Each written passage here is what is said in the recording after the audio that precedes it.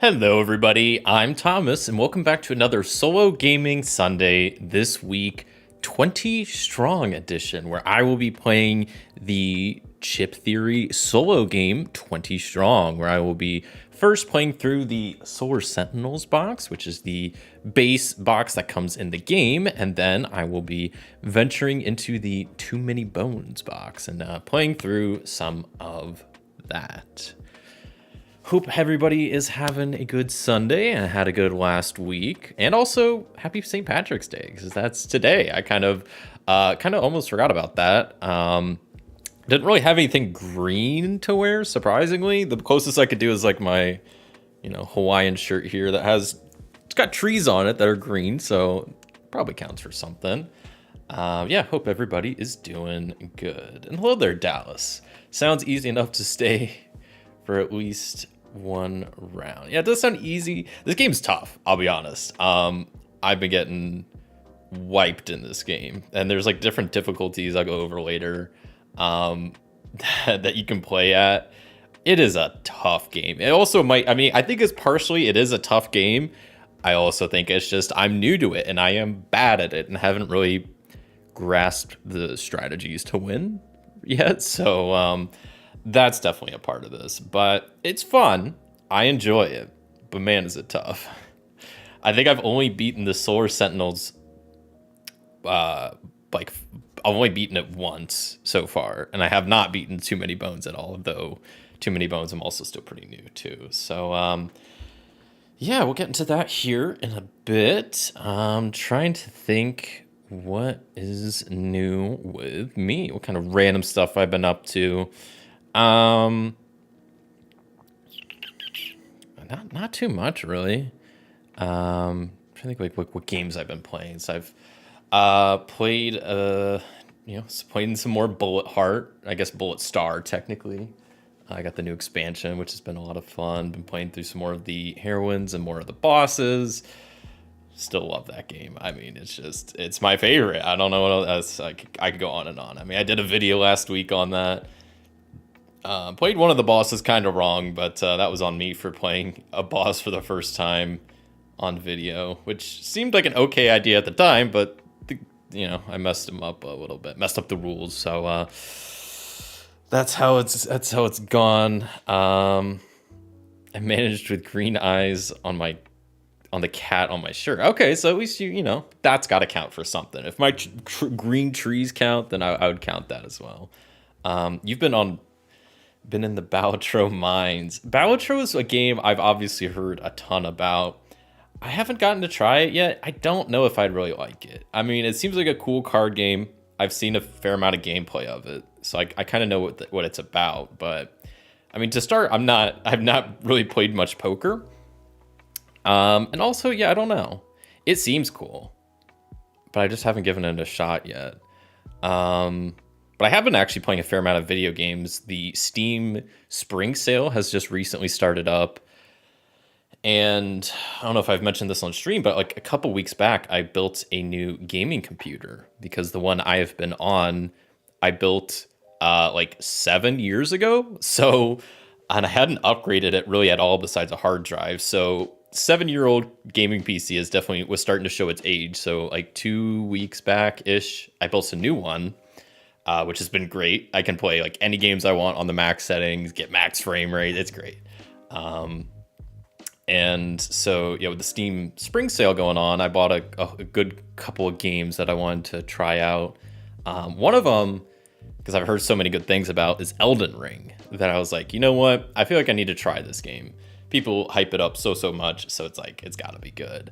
And to be fair, I haven't played many of the Dark Souls style games. I've played Dark Souls 3 a bit. I wasn't crazy about it, but I did enjoy it. So I was like, I want to give Elden Ring a try. And I got like not super far into it. I mean, I got past like at least the main starting area and whatnot. I think I've played it like a little under 2 hours. Honestly, I don't know how sold I am on it. I think it just might be that I don't really like those style of like Souls type games. It does seem really unique. I mean, it has a cool world and the graphics seemed cool and like very polished. There's different classes and whatnot. But I mean, I think at the end of the day, it's just maybe not my style of game because I was like, I don't know how much I'm really enjoying this, to be honest.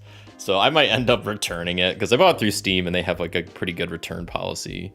And it's not like that game wasn't even on sale, so it's not like I'm really missing out much on that. What else did I get? Another game I got on the spring Steam sale is Horizon Zero Dawn, I believe is the name of it, which is like it's like a series of games where they're like it kind of takes place, I guess, in the future or some just like alternate Earth where people got really technologically advanced and there's all these like mechanical like type creatures about, and then I don't know, there's now this like new era of people that are not as technologically advanced, but now you have all these like robotic creatures roaming in the wild. It's a very cool concept, and to be honest, I've been really enjoying it. I'm probably more hooked on the story of that than any game has really got me like hooked with its story. So I've only played it for like maybe 3 or 4 hours, so I'm not super far into it, but I like a lot of it. I like the world aspect. The story is good so far. I like the combat to it. I like that there's crafting because I always like crafting in those types of games.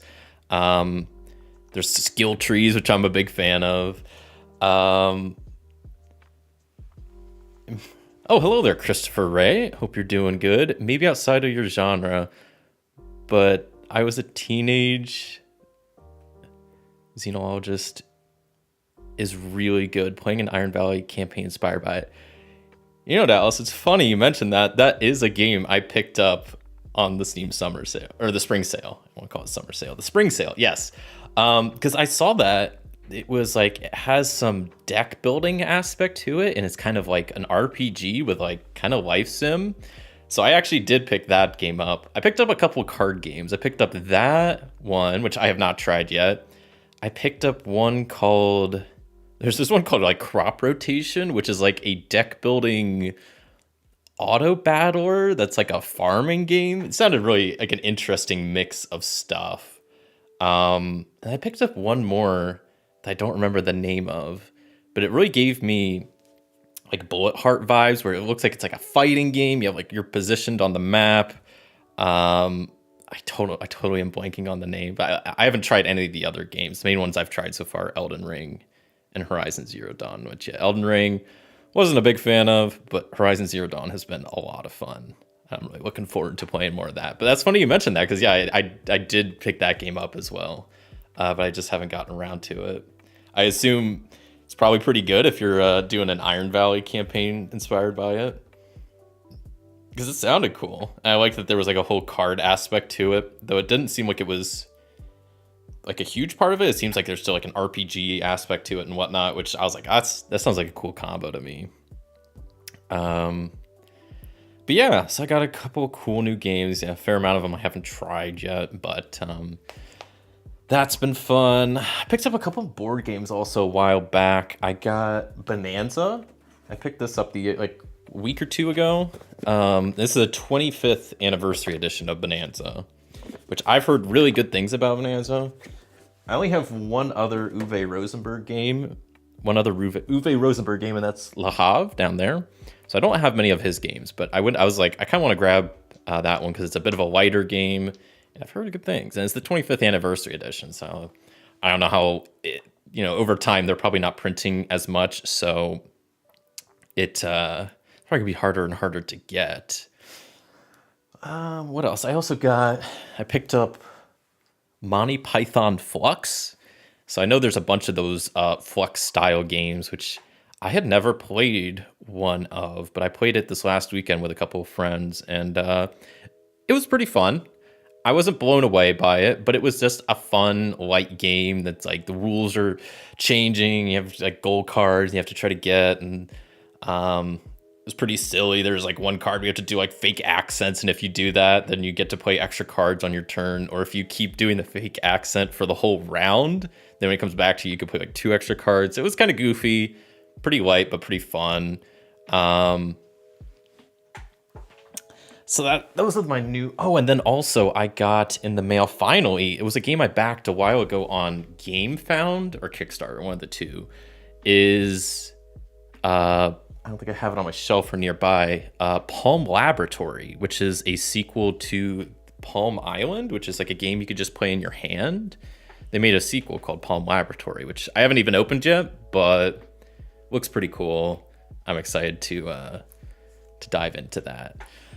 I'm doing well, thank you. Sounds like you're doing well. Yes, I am. I could see I definitely never got into roguelikes. I feel there. Are you still doing chat on screen still? Should be. I was just messing with it before stream, so I might have messed it up. Let me see something real fast. If I go to my just chatting screen, is it there? See, it's weird. It shows up there, and I use the same code, like the same like URL to put it like below my camera, but it's not there. That's weird. What if I like, no, okay. Maybe I should not be like trying to do this midstream. Let me see if I can fix it.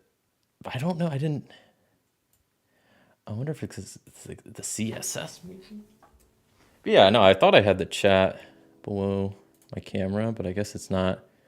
I wonder if it's like hidden behind some, no, it shouldn't be. There's nothing. I don't know. I'll have to look into that because I do like having the chat on screen. And I literally have like the same, because it works here on this screen, which is awesome. I might need to like fix the background a bit. See if I just like copy this. Hold on, wait, let me try something. This feels like a bad idea just doing this in real time, but I'll give it a shot real fast because I like having it. I appreciate you mentioning that because I don't know if I would have noticed at the time. Okay, why can't I just copy this? Okay. So this has its own CSS. What is going? That actually shows up. But then when I go back to this screen, it just straight up doesn't show up. Oh wait, is it working now? Because I could see it. I don't know. I'll definitely look into it because I liked having that on screen. And it's weird because, I don't know, sometimes it shows up, sometimes it doesn't. But it's the same like URL and like source, like browser source, because I'm using OBS. So I don't know what's going on there. Very weird. But yeah, those are kind of new games with me. What else is new? What have I been watching? Stuff I've been watching. Shows, I've still been watching through part 2 of JoJo's Bizarre Adventure. I'm like almost done. I think I have 3 episodes left. And I'm really enjoying it. I definitely think, because I started originally with part 3, because I heard that's like which stands come in, and I watched all the way through like part 8 or 7 or 6, however, all the way through Stone Ocean. And I really liked all those, and I went back and watched part 1 and now part 2. They're not as good in my opinion, but they're still fun to watch. Oh, it is there now. Wait, what's going? So it's there for a second, but it's also like, is it disappearing? Because I can see it. I can see it now. But what's weird is like if I go back to this screen, it shows everybody's chat and is permanent. When I go back to this screen, it only shows the last one. I mean, I do have it cropped, but it shouldn't be cropped that much. It should be like going up to my camera.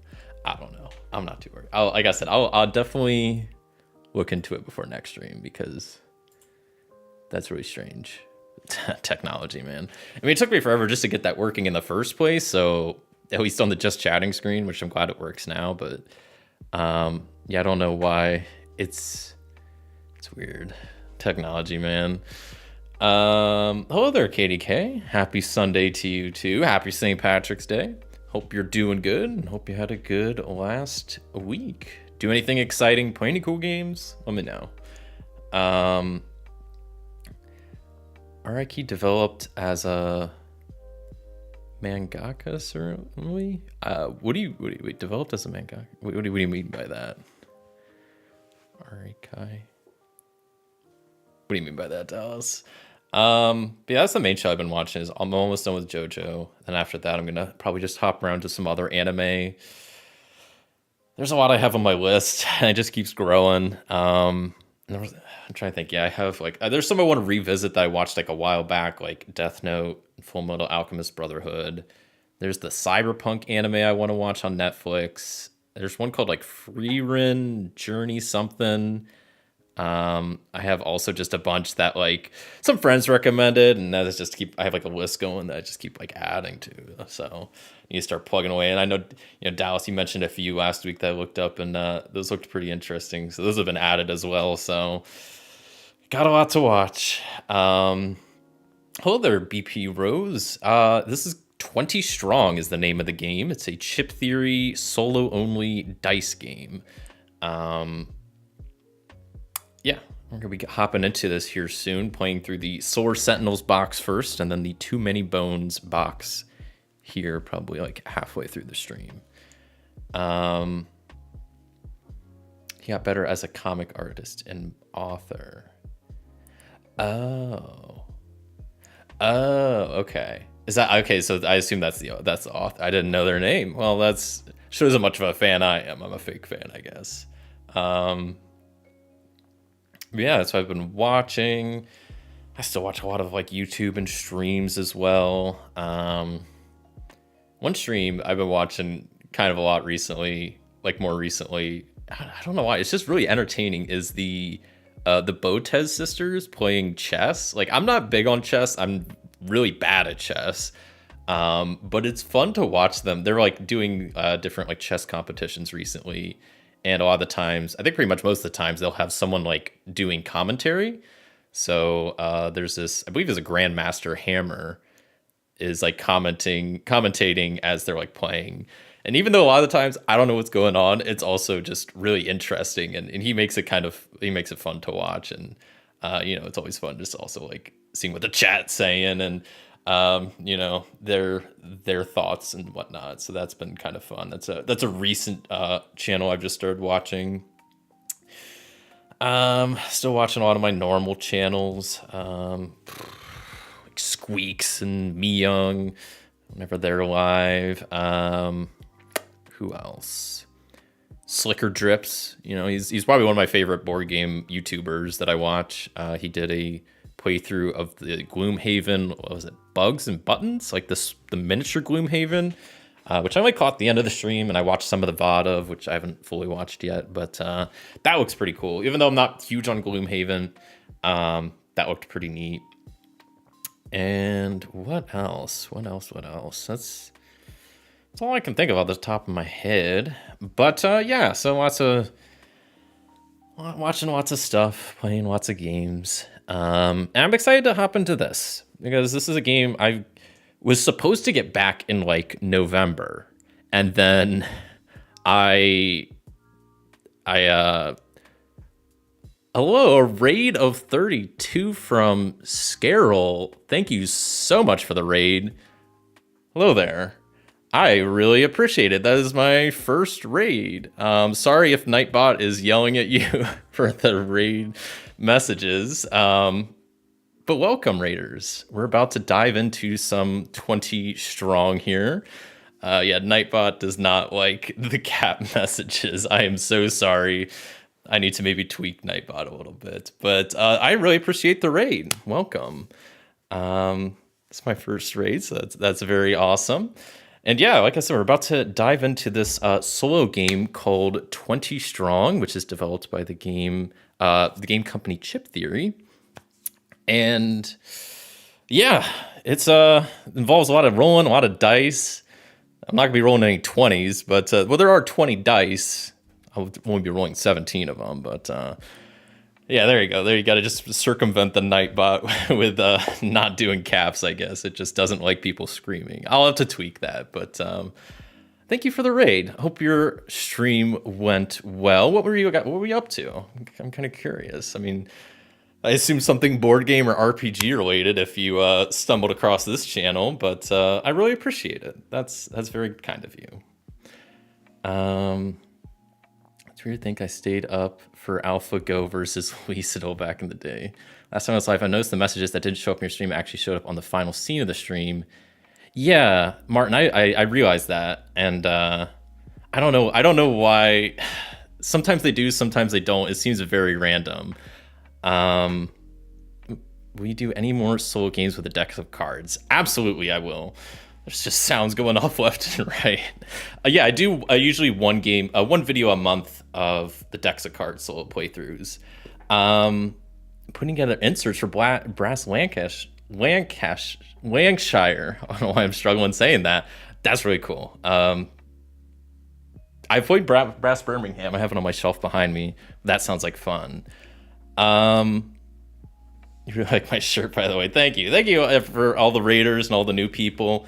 Yeah, thank you for whoever dropped the follow, Scarol. I appreciate it. You helped me hit my 20 follower goal, which is awesome. And I should shout out that for all you Twitch raiders, I am on YouTube as well. That's where I primarily am at. So you can do !YouTube in the chat to get a link to my channel. I have all my past live streams and videos. I've been doing this for like 2 years now. So there's a lot of past RPG playthroughs, board game playthroughs. I do all sorts of stuff on there, and it's all still there. Twitch, all like my stuff disappears after a while, which sucks. So yeah. Thank you, KDK. Yeah, that's the there's the link, so you can hop over there. I stream now to both YouTube and Twitch, so you can catch me both places if you have a preferred platform. And yeah, thanks again for the raid. That's really awesome of y'all. Just bought Dwarf Romantic because we played the board game, and now I really got to go play it. But I'm gonna check out the YouTube. Well, I thank you. Dwarf Romantic is one I have not played yet, but it seems really chill. Yeah. I've just started playing Dwarf Romantic briefly, but got tired, so I got glad I jumped on here. That's really cool. Yeah, that's a game because I forget which came first, the board game or the video. I think the board game came first. No, the video game came first. I forget, but it seems pretty chill. Yeah, that's one I want to check out at some point. Plus one for the solo decks. Yeah, nice. I really enjoyed your solo deck card games as well. Deck of cards. Those have honestly been some of my favorite videos because there's just like so many different types of games like that you could play with just a deck of cards. That's like you can play deck building or like trick taking, or all these like different like themes with the cabin and dead center and all of that. So yeah, the decks of card games are some of my favorites, and ones I'm going to definitely keep doing. I just did I think 2 within the last month because I also revisited the Emissary, which is what For Northwood is based on. So a lot of fun. Dallas, thank you for becoming a YouTube member, aka Tabletop Titan. I appreciate the support and enjoy those cool emotes that you get access to. Where the cool? Let me throw in a cool emote. I'll do a cool dice spinning emote. I really appreciate it. Thank you, Dallas. Okay, well, let's just hop into the game. You know what? All this excitement going on. All you raiders are so nice for hanging out. So you probably came to see some board games and not just me yapping. So let's get into playing some 20 Strong. And I'll start by doing a quick rules explanation of what 20 Strong is and how you play it. So the game is called 20 Strong because the game has 20 dice. You have 17 dice over here that you roll throughout the game. And then there's also 3 dice that are called your stat dice. I can zoom in down here and show you there's different characters you can play. So I'm playing through the base box, which is the Solar Sentinel box, and each character is double-sided. There's 6 different characters. I am playing as Galhad the Lancer. And they start with the 3 stats are health. You have the center stat, which is strategy, and then the bottom stat is recovery. Strategy is how many times you can repeat the strategy phase, which I'll go over here in a second. And it also dictates how many items your character can hold. And then recovery is how many dice you get to recover. I'll go over that here in a second as well. So the gist of the game is you're trying, at least in Solar Sentinels, it's going to be a little bit different for Too Many Bones, and we'll jump off of that bridge when we get there. But with Solar Sentinels, you are trying to, there's 3 stacks of enemies. You're trying to get through one of the stacks completely. Once that's done, you're going to fight a boss. Once you kill the boss, you win. If you lose your health, you'll lose.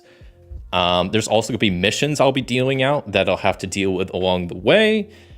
And that's kind of at its core what the game is all about. So on a given round, you start with the activation part of the round, I guess, where you choose an enemy off one of the tops of the stacks. Now, maybe I can zoom in a little bit on some of these enemies. I don't know how well my scenes are set up. That works. Some enemies, and this has cool art. I really like how some of these enemies look. Just are like this decaying mantis here are just an enemy you can grab, while some of them have this orange border, which means they are a mandatory enemy, meaning I have to grab them. And then what sucks is they also have this plus skull symbol, which means if I have to grab them, so I would draw them, like activate them, flip the top card over, and then since it's a plus skull, I have to draw one extra enemy to also deal with during this first round. Then I'll just go ahead and set this up. So let's just say I draw these two enemies. Let's zoom back out a little bit. So then that means during this round, I have to defeat these two enemies. So then we go into the main part of the phase, which is called the engagement portion, where it's kind of two different phases. There's the strategy phase and the resolve phase. So the strategy phase, like I kind of mentioned, you can repeat as many times as your strategy score, which for me is 3. During the strategy phase, you can commit dice. So you got your whole pool of dice over here. You can grab any number of them. You roll them up, and then you apply them to enemies dealing damage. So the dice, I can zoom in down here. You got different colors for different like levels of strength. And the dice either have misses, which is an empty circle, a hit, which is a plus, or a critical hit, which is a plus with this little like swirl around it. Hits just do 1 damage, critical hits do 2 damage. And there's a little chart in the rule book. It's a tiny rule book that these are kind of arranged weakest to strongest. So the yellow dice only have 1 hit and 1 critical hit. The rest are just misses. Then every dice has a critical hit. Then green dice have 3 hits and only 1 critical hit and 3 misses. The blue dice have 4 hits and 2 misses. The purple dice have 5. So as you go up on like this range, you get less misses. So on those red dice, there are no misses. It only hits and there's 1 critical hit. So the dice get stronger as you kind of go down this little scale here. With just watch this, why I have them set up like this. During the strategy phase, you pick as many dice as you want. You know, these enemies have a health and how much damage they do. So I would have to kill this guy that has 5 health and this guy that has 3. So that's 8 health total I would have to defeat. So I would need to roll kind of a lot of dice to do that. Also, enemies also have some abilities. Let me maybe zoom into this. Great, my scenes are just like not properly set up. So some enemies have this little like eye drop symbol, rain will drop symbol, which means these effects are active during the round, while this little arrow means this stuff happens after. So during the round, while this swim Ripbostel is alive, I cannot apply critical hits to enemies, which sucks because critical hits do 2 damage, and that's going to make this a lot tougher. And this guy, once they are defeated, I banish all misses in the active area, so that's no good. And basically, I could do the strategy phase 3 times because my strategy score is 3. So I could take any number of dice, roll them up in my dice tray, apply some hits. You know, there's 3 damage. Boom, they're dead. You rotate it when they're dead. And then I can do that 2 more times where I could grab some more dice, re-roll any dice I didn't place. Those were all misses. So I'd have 1 more shot, add another dice, roll it up. I got a crit, cool. But that's only, I can't apply crits because of this guy. But this is just an example round. And that is kind of how you try to take out enemies. And also, once you defeat enemies, they have items at the bottom. So some enemies have single-use items, which is the little arrow. Some have items that will remain constant in effect, like this cheese pizza that just will give you constant benefits. And then you have the Lunar Sentinel, which is a one-time instant upgrade that will give you some nice benefit. Also, I just realized I forgot to shout out some new followers on Twitch. So thank you, Livilulor, the Wool Raccoon, and Kekyoki Gnak, and Moontomes. Thank you all so much for the follows. I really do appreciate it. We've already broke my 20 follower streak or goal, so I guess I need to like bump that up. But that's kind of the gist of the game. It is tough. I am bad at it. I've only beat Solar Sentinels once. But that's kind of how it plays. I'm definitely forgetting some rules, but I can explain the rest along the way. We can just kind of get started. I forget which stacks these came from. So I'm just gonna put that there and this one here. And I think that's good enough. It doesn't need to be exactly even. I mean, it should be, but I'm not too concerned because this might not last very long. So let's just hop right into it, and then you guys can just see how it plays. So first off, I have pretty much everything set up here. The one thing I have to do is there's these mission cards, which I get to deal out 4, choose 3 to keep, and then they have to be done kind of left to right in order. So we have search and destroy. I can search a conflict stack. While this is my current mission, all cards in the stack are considered to be mandatory. Complete the next 5 rounds this way. That's not too bad. The harder they fall is defeat 4 level 2 enemies. It's probably going to happen anyway. Establish moon base. While this is your current mission, you may exhaust unapplied critical hits at any time. Do this 4 times. That's going to be tough. And then while this is your current mission, you may discard 2 non-mandatory cards from the stacks during cleanup. Do this 3 different times. I'm getting rid of this moon base card because my character loves having critical hits, because I should have mentioned my character's ability. Nope, other one. There we go. Every character has a little special ability. My Lancer has an ability called Auto Javelin, which says before each exhaust dice step, you may return up to 2 critical hits committed. So normally I can only return 2 dice. So after I'm done with the combat, dice are exhausted, they'll be placed off to the side. I can normally restore 2, but I can also, on top of that, if I have up to 2 critical hits, restore those as well to my dice pool to use, which is very handy. So critical hits are something I want to focus on. And yeah, that's the last thing I really need to touch on. Probably glazed over a few things, but I'm just going to kind of hop into it and y'all can see how it works along the way. Okay, so I might actually start with the search and destroy mission. There's this little dial here with a little poker chip in it to track stuff. So I can use it to track, for example, my search and destroy mission, which needs to be tracked for the next 5 rounds. So I'm going to, all the cards in this, select a conflict stack. So I'm going to choose the right stack, and maybe that's a bad idea, but mainly I don't want to deal with a swarm ripostal dude. He's going to be annoying. So I kind of want to buff up my character a little bit first. Mainly because my character only starts with 1 health. The max you can have is 6 because it's a 6-sided dice. So I want this cheese pizza because the cheese pizza gives you health if you have less than 3. So I'm going to choose this right stack that are all going to be mandatory now and start with this Drone Alone 2, which has 4 health. It has the active ability for each critical hit you apply to an enemy, you must first exhaust an unapplied hit. Not great, but 4 damage isn't too bad. So I'm going to take, maybe I'm just going to grab 1 of each color dice. We'll see how that goes. And roll this up. And that looks pretty good. So I rolled 3 normal hits and a crit. That's 5 damage total. And if I want to use the crit, I have to exhaust a dice. So I will exhaust my yellow dice and apply these 4 dice to this guy. That's 5 damage total, so I went a little overboard, but that's good enough because that's enough to take out Drone Alone 2. So now we go into the resolve phase where I would suffer damage if I didn't kill the guy, but I did. If there were any after effects, they would apply now. I exhaust all my dice, but before I do that, since I rolled a crit because of my auto javelin ability, comes back to my dice pool. These dice go over here to exhausted, and then I get to recover 2 of them back. So I'm definitely grabbing the red dice because that's the strongest, and 1 of my purple dice. So my blue and yellow are kind of chilling for now. I hope we can get them back at some point, but not going to be at this exact second. Then I gain item rewards, which I gain the cheese pizza item, which I will just place at the bottom here.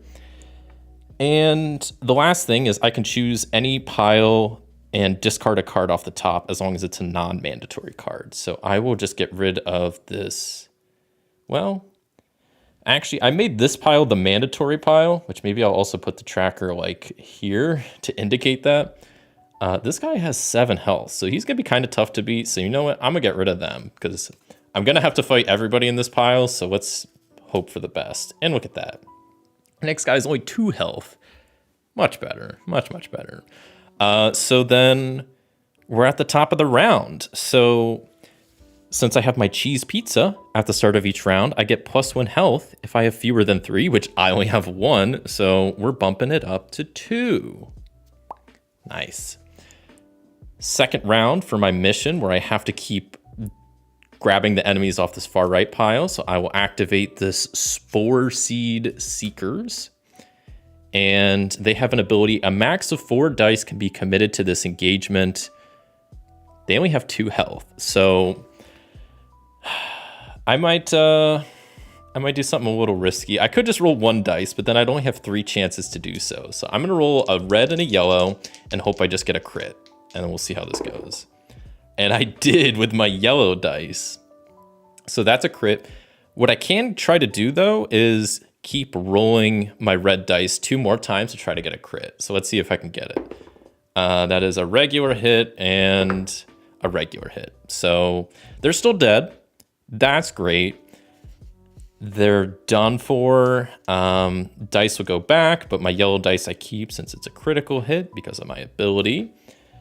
Then I get the item, which is a filter grid. I can flip the top boss card face up. If one is already face up, discard it first. It cannot be used in the end game. And then I can recover 2 dice. So now I can get back my red dice and my blue dice from earlier. So now all I have out is a yellow dice, which is the weakest one. So I don't really care too much about that. And we're moving right along. I also have to discard one of the cards off the top.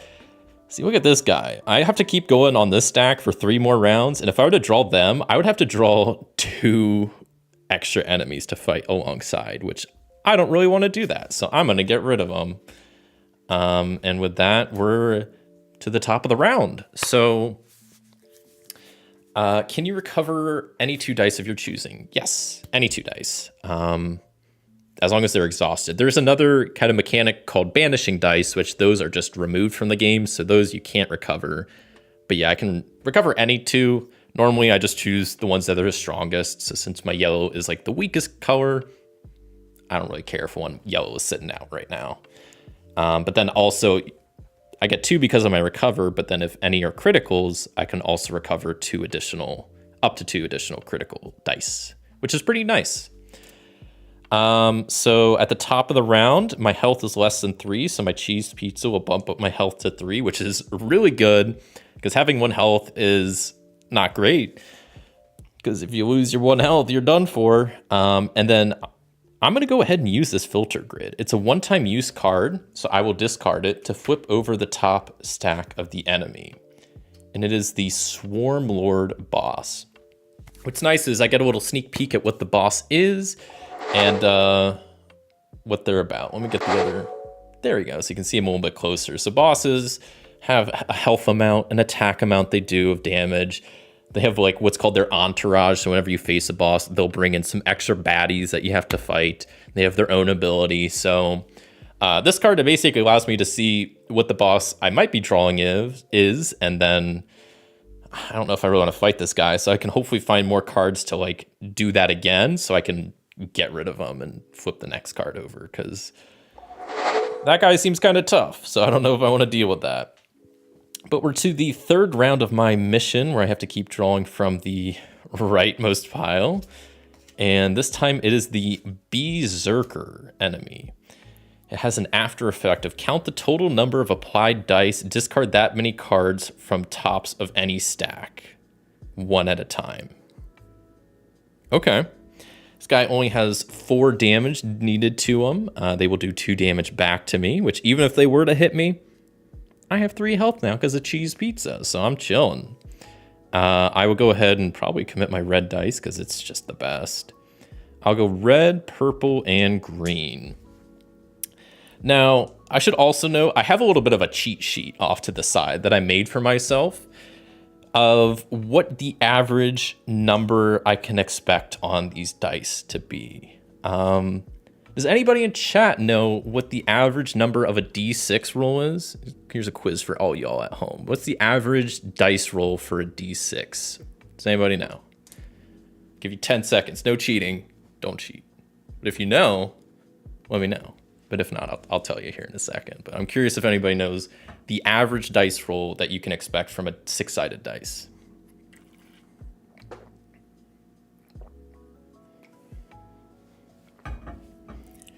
Feels like a 2. You're not far off. 2 is pretty close. So the correct answer is 3.5.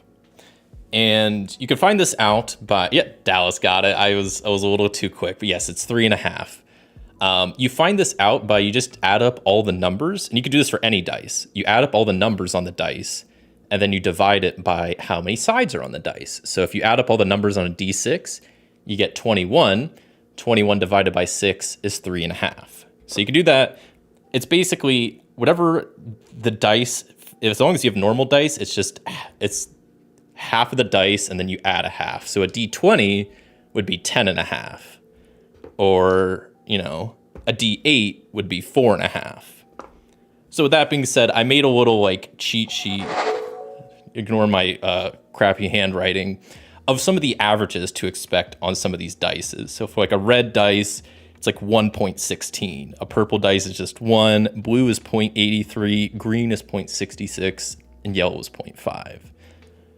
Not something super necessary to have, but it helps in my mind. Okay, if I need to hit 8 damage on an enemy, I can kind of look at this, be okay, a red and a blue, that averages to 2, plus a purple, that's 3 damage. A yellow and a green, that'll get me to 4. And yeah, hasn't helped me much. I'm still real bad at the game, but I do feel like it helps me a little bit. So this guy, I need 4 damage. So if I have a red and a blue, that's 2. A purple would be 3. And I can roll a green and a yellow, and that should get me to 4, roughly. We'll see if the math checks out, though. Obviously it's just averages, so it's not like it's a hard and fast rule, but we got 2, which is a good start. But I can roll 2 more times because my strategy score is 3. So second roll, I got double criticals and another hit. So I will take all of that, especially because I guess it doesn't matter. This is just the total number of dice applied. So I applied 5 dice, so I have to discard 5 cards. I wonder if I can discard mandatory cards. It doesn't say I can't, but I assume, I don't know, maybe I can. It doesn't say anything about I can't, so because I want to get rid of this swarm guy. He does not seem like someone I want to deal with. So I'm going to do 1. He is 8 health, so 2. I kind of want to keep that because that's a good card. So I'm going to get rid of that. 3, 4, and that guy brings in an extra enemy, so that sucks. That's 5. Okay. Hopefully I'm allowed to get rid of mandatory enemies. Sometimes it'll say you can't, but this doesn't say that. So then before I exhaust my dice, I can recover 2 criticals, which I did get. Awesome. These 3 go into my exhaust pool. The instant effect happens, which gives me +2 health. So I am rocking with 5 health. Feeling a lot better than just having 1 health that I started with. This gets discarded, and then I can recover up to 2 dice, which I'm just grabbing some of my strongest ones. So doing okay on my dice management. I don't want to, brag or, I don't want to, I don't want to get too overconfident, I guess is what I'm trying to say, but it could all start falling apart real fast. But so far, so good. So top of the round, Cheese Pizza doesn't activate because I have more than 3 health. So we're on the 4th round of my mission for just drawing from this right stack. And we're fighting the Crater Fly, which has an active ability that yellow and green hits on this deal 2 damage instead of 1. And then it has the instant ability, if I defeat it, recover 2 dice. So I'm going to roll the red, green, yellow, and maybe another green, because I can definitely recover those two. So if I at least roll 2 criticals and I roll 4 dice, I think that math checks out. It's a little different because of this guy, but let's just wing it. I can always add more on some of my other rolls. Okay, not a great start, but that does deal 2 damage. So let's go with my second roll. Okay, not feeling too confident anymore. Because the red die, you might as well just keep re-rolling because it's always going to be a hit. So you might as well just try to keep rolling for like a critical hit. I might throw in another yellow and another green because I don't want this to... I mean, he wouldn't kill me. He only does 1 damage, but I'd like to get the stuff from him. So I'm gonna roll all of these, add another yellow and green. Ooh, double green criticals. That is 4 damage, 5, and with this, that is 6 damage, which is enough to take them out. The instant ability allows me to recover 2 dice, so I do that right now. Then we go into the resolve where there's no after effects. I don't suffer damage. I exhaust all the dice, but before I do that, I rolled 2 criticals, which I get to keep. And then I get to recover 2 of my dice. So I get to recover a green and a red. So I've only lost 2 yellow. All in all, not a bad exchange in my opinion. This guy gets defeated and we're moving on. I get to discard 1 top card. I think I forgot to do that last round. I'm gonna get rid of this guy because I don't want these enemies that bring in extra enemies are no good. It's one thing about this game is you can absolutely, I mean, it's pretty luck based because it is dice rolling, but with the enemies, you can have very bad luck that all 3 top enemies might be enemies that bring in extra enemies. So your first enemy might bring in 2 more or 3 more, and it could keep just chaining, and you can get bad RNG where you absolutely can lose on the first round of this game, which is not fun, but also it takes like a minute to reset, so it's not like the end of the world. Okay, and this is going to be my last round of just drawing from this rightmost stack. So we're going to be drawing this Swarm Acolyte and fighting them. They have their active ability of skip the recover dice step. So as long as I kill them, I'll be able to recover my dice. So that's good. Tagadosa, thank you for the follow. I really appreciate that. Man, what are we? 25 out of 20 followers. Man, oh man. That is crazy. Blasted through that 20 follower goal. So thank you all for following. I really appreciate it.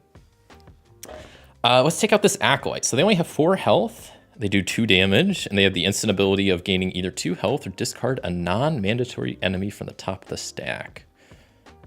Ooh, and this guy, I want to take them out next round.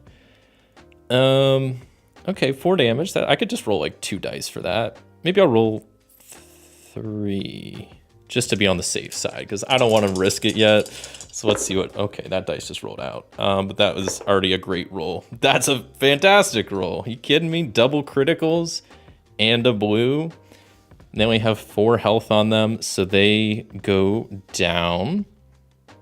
And that's not an after effect. So I think once you kill an enemy that has an ongoing effect, it's not ongoing anymore. They're just dead. So I believe I'll get both of these back because of my ability. And their reward is instant. So I'll gain 2 health, which I only gained 1 since I was at 5, but I'm at max health up to 6, which is awesome. This is like maybe my best run with this guy yet. This gets exhausted, this enemy gets discarded, and then I can recover 2 dice. So I will recover a blue and a yellow. So my dice pool is actually looking pretty dang nice. I can discard an enemy off the top. I'm going to discard this guy because his ability isn't that great, and he has 7 health, and I don't want to deal with that. And this guy has 8 health, so that's just worse. And that's it for that round.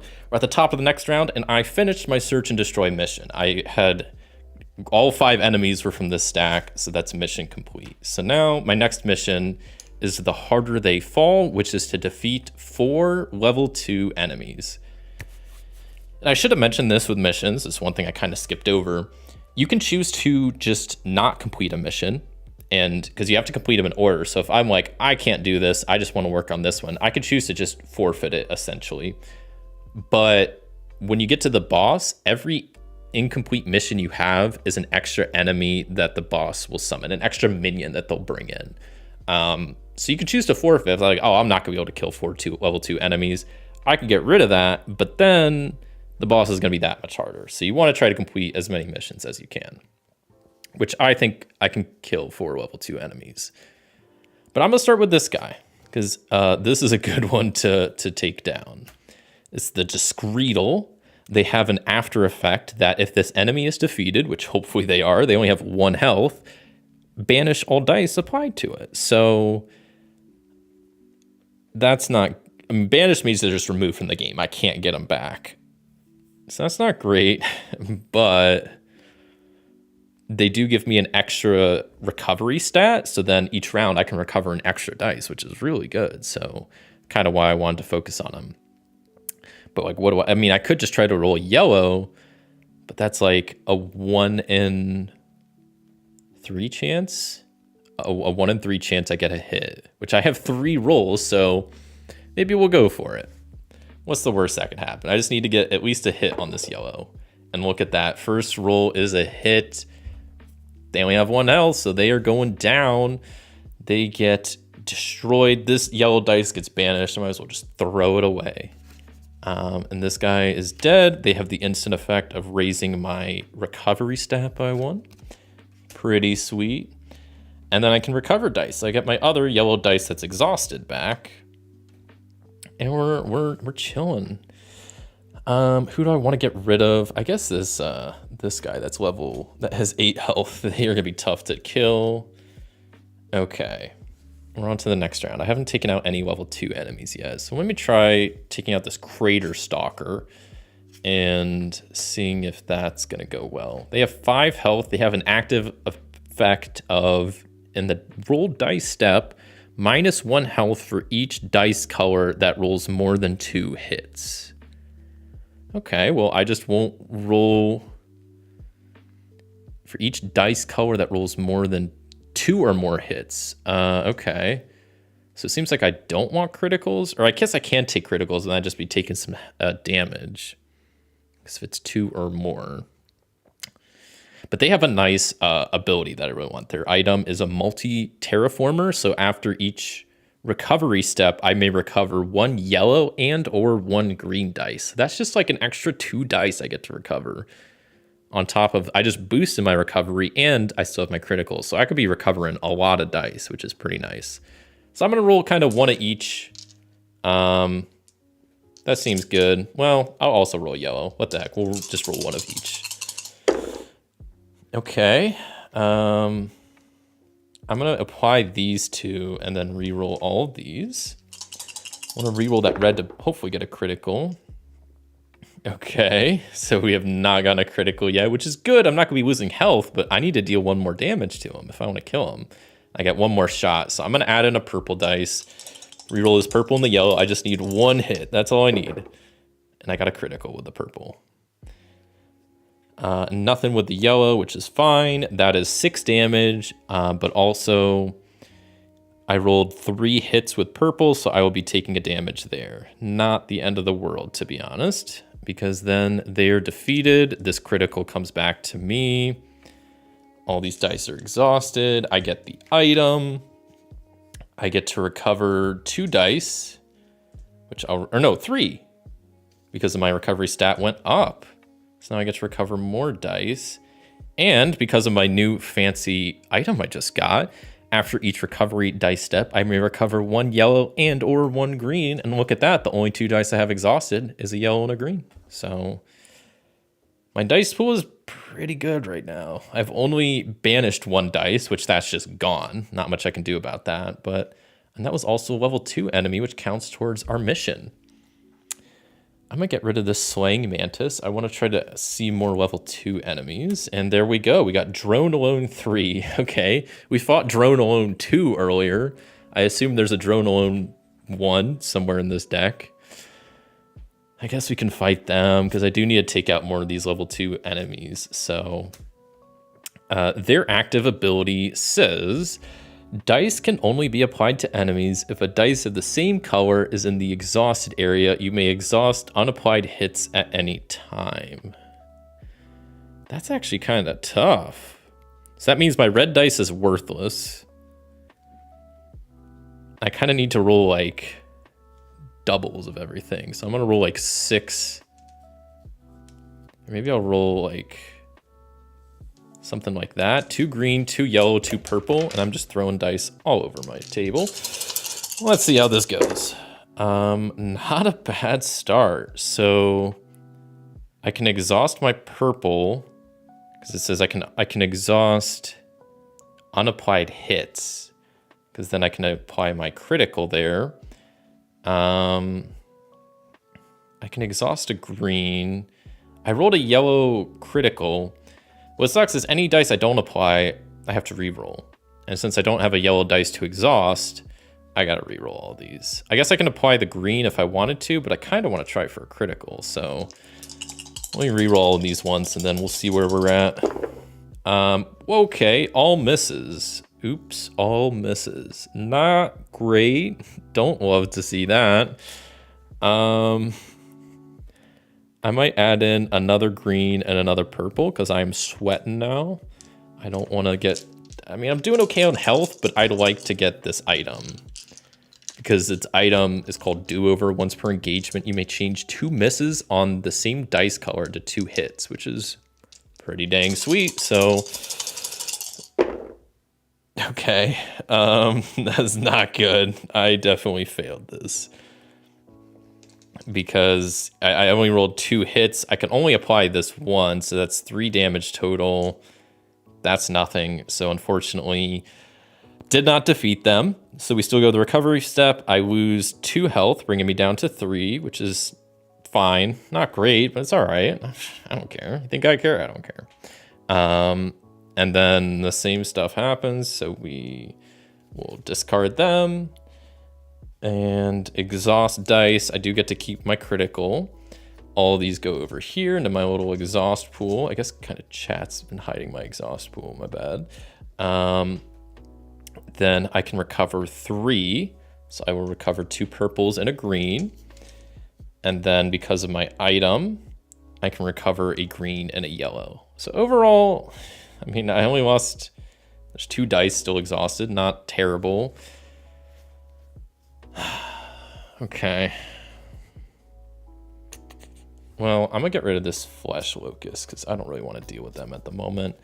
And we got a mandatory enemy we got to deal with, but it's a level 2, so that helps towards our mission. So let's go ahead and fight this Total War Spore. It has an after effect that I have to roll the 3 weakest dice committed. If you roll at least 2 hits, banish a purple dice. Okay, that means I definitely want to roll at least 2 yellow and a green, I think.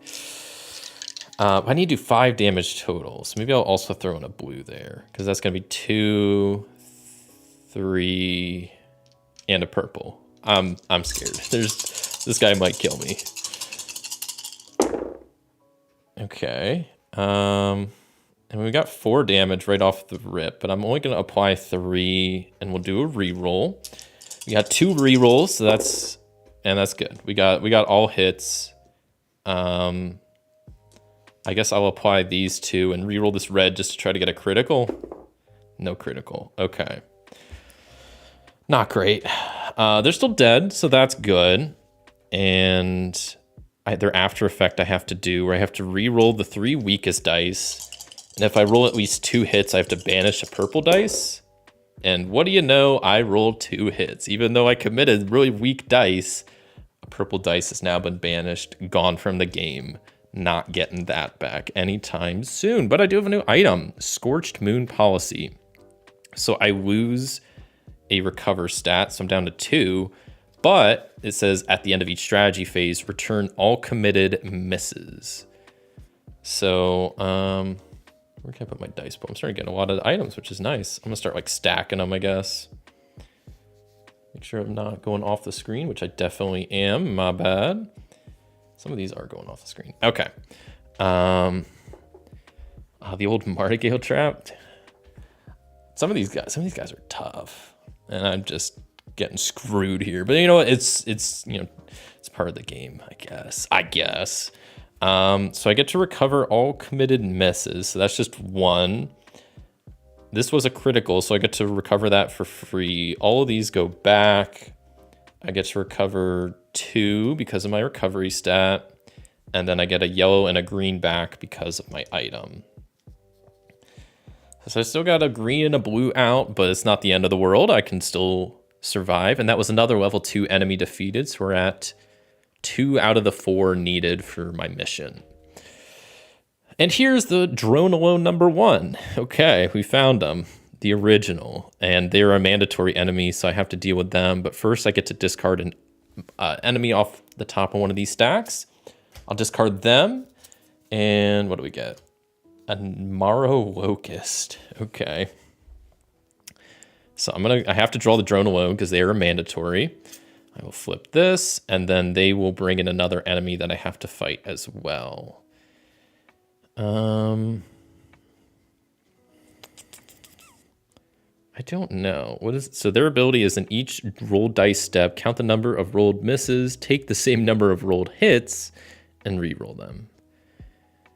Okay. Maybe I will fight the Marrow Locust just because that's another level 2 enemy, and I need to really start taking those out if I want to complete that mission, because I still have one more after this to complete, though that one isn't, there's not much I have to do. So okay, this should be easy. So in the dice roll step, count the number of misses. So I just need to not roll a lot of misses, or else I have to re-roll that many hits. And then this just has an after effect of, if this enemy is not defeated, place it back on top of the stack. Its reward is now something else, essentially. But I'm going to try to kill it here and now. That's 6 damage total. So I'm going to do, that's 2, 4. I'm just going to roll some of my best dice because I don't want to roll any misses, because then I have to re-roll them. Just going all out here. And look at that. Not a single miss in sight. That's 3, 4, 5, 6, 7 damage. Not bad. So 1, 2, 3, 4. They're dead. And then I guess 1, 2. But I'm going to re-roll this at least twice to try to get another critical, so I can keep that with my auto javelin ability. No luck there. That's totally fine. So both enemies are dead. Awesome. Then what's happening? So I don't take any damage. There's no after effects to worry about. I exhaust all these dice, but I get to keep a critical. All of my good dice are now gone. None of them were misses, so that other card doesn't apply. I get to keep a green and a yellow and also 2 dice. So I'll grab these 2 and this green. So I'm kind of losing some of my good dice, but I think it's worth it. I hope it's worth it. We'll see. This has an instant ability. I should have did that earlier. I guess I can just bump up my recovery and recover an extra dice. I'd probably rather do that than, or the other option is to recover 3 dice, but if I'm playing more than 3 rounds, then it's worth just bumping up my recovery. And this gives me an item which I can't hold and doesn't do anything, so I'm just going to discard it. That's another level 2 enemy defeated, so we're at 3 out of 4. I get to discard an enemy off the top of the stack. I'm going to get rid of this subsumed Sentinel, because I don't know. they bring in extra enemies, and I don't like those guys. Okay, no level 2 enemies. That could give me health. That could boost my recovery. That can just recover extra dice. I'm gonna go with this Lost Sentinel. And I need to at least see another level 2 enemy. And there's one. So, and they're mandatory, so that means I have to fight them. Okay, this Lost Sentinel only has 3 health. I just can't commit green dice. So I'm gonna commit 2 yellow, and red, and a purple dice, and that should be enough for 3. You know what? I'm not even gonna commit the purple dice. I take it back. Maybe I will in a second, but I'm confident I can get. We got 1 hit with the yellow.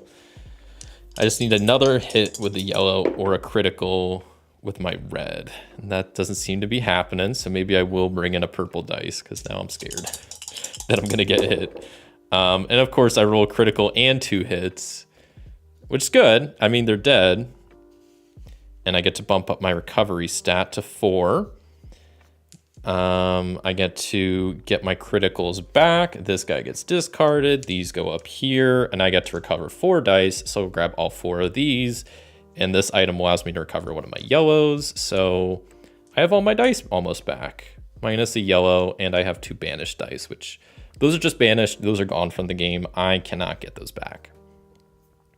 Get to discard a card off one of the stacks. I'm gonna go with this War Spore. And let's see what I get next. A Thrall. Okay, I gotta fight this Ichor Blight. So let's go ahead and do that. It has an active ability of a max of 2 dice can be applied to this enemy. Interesting. Oh, that's not too bad. That means I just need 2 critical hits.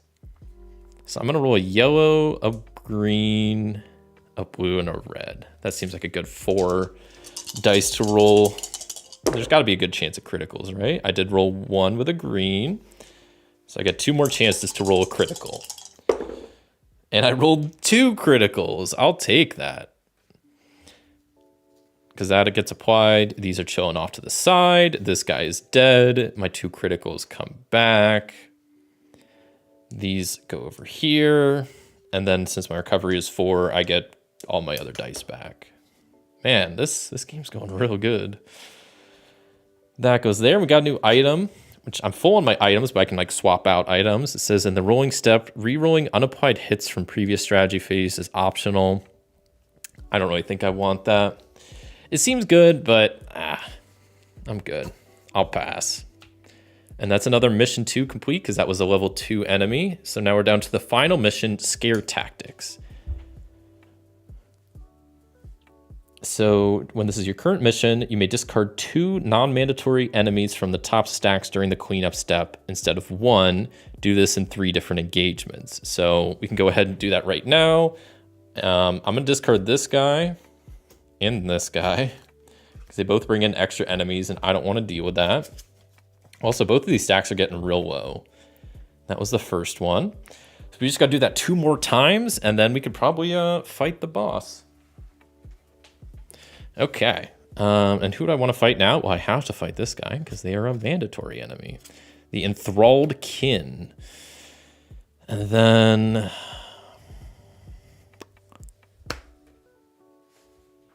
Astrasis? I'm sorry if I've butchered anybody's usernames, but thank you for the follow. I really appreciate it. Hope you're enjoying some 20 strong. I'm barely getting by here, but you know what? We're close to this boss fight, and I'm doing okay. I'm a little low on health, but you know, we'll get there. Thank you for the follow. Yeah, I think I'm gonna fight the Swarm Apostle as well. It's my second enemy. So we're dealing with both of these guys. This guy has 3 health. They have 1. They have an after effect that I have to skip the recover dice step, which kind of sucks. And they have an active effect. A max of 3 dice can be committed to this engagement. Okay, and then it says when defeated, if this is the first enemy defeated, this engagement, place this card back on top of a stack. Okay, well, so I can only commit 3 dice, so I really got to make this count. So I basically need a critical and then 2 ones. That's pretty easy. I can do that.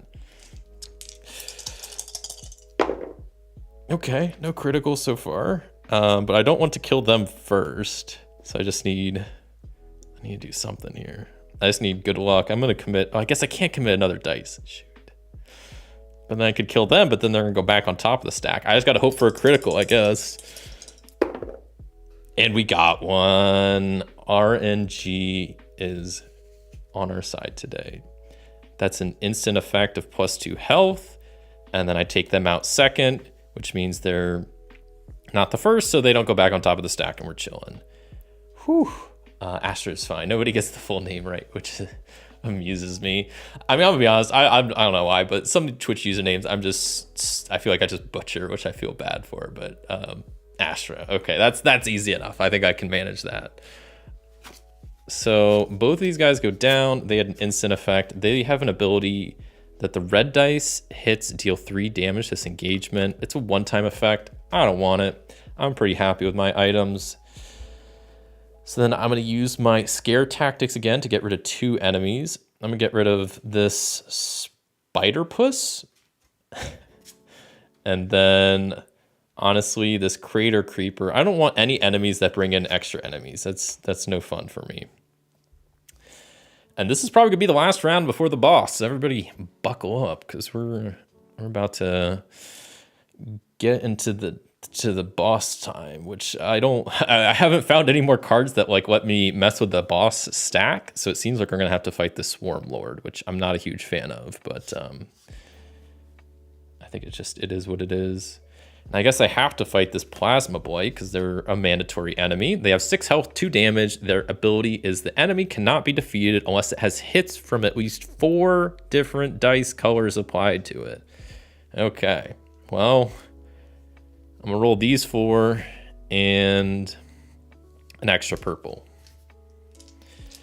Let's hope for the best. Oh, double crits. That is 2, 4, 6 damage on the first roll. I rolled a miss, which is actually kind of good because of my 1 item. But it sucks because okay, I guess I can get rid of cheese pizza because I don't really need it anymore.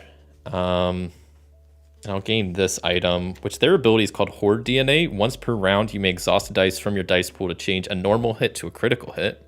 Pretty cool. Before I exhaust my dice, I can get 2 criticals back. I'll put these in the dice pool. Since this was a miss, because of my Scorched Moon policy, I get to return this. Then I get 3 dice back. I get 4 dice because of my recovery stat. And then because of my mini terraformer, I get a yellow and a green dice back. So I've recovered all my dice. And I can discard 2 cards off the top of the stacks. So I'll discard that card and that card.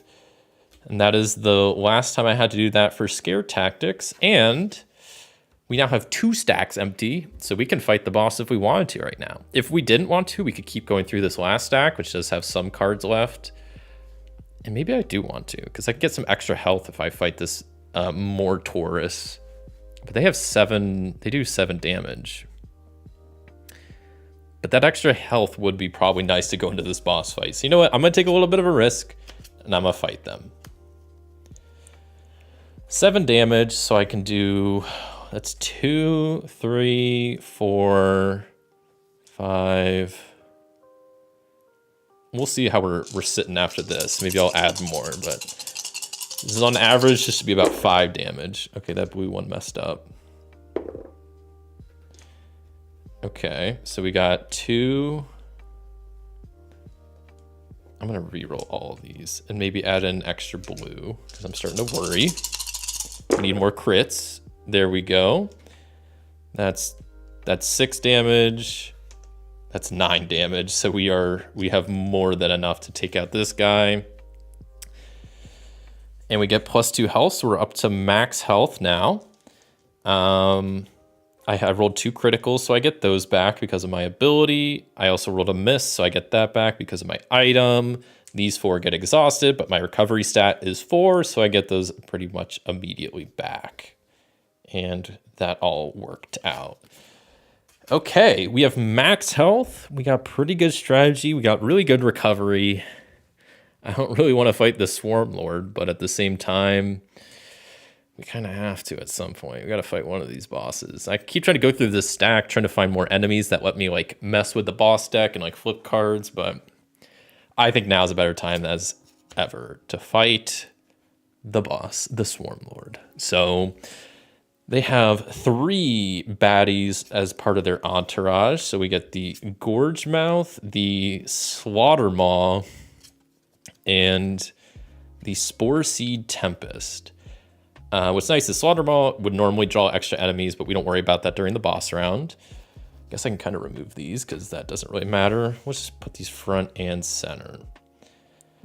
What's nice is this boss mode, I just have to kill the boss. I don't really have to kill the enemies, but the other ones, but if I don't, the round kind of, the end game, it works a little bit differently, that we don't discard any undefeated enemies. We just keep going till either the boss is dead or I'm dead. So the boss has the ability, while any other enemies are undefeated, hits deal 0 damage to Swarmlord. So I guess what I said doesn't really matter because I have to kill all the other enemies first. This Gorge Mouth is red and purple dice deal 0 damage.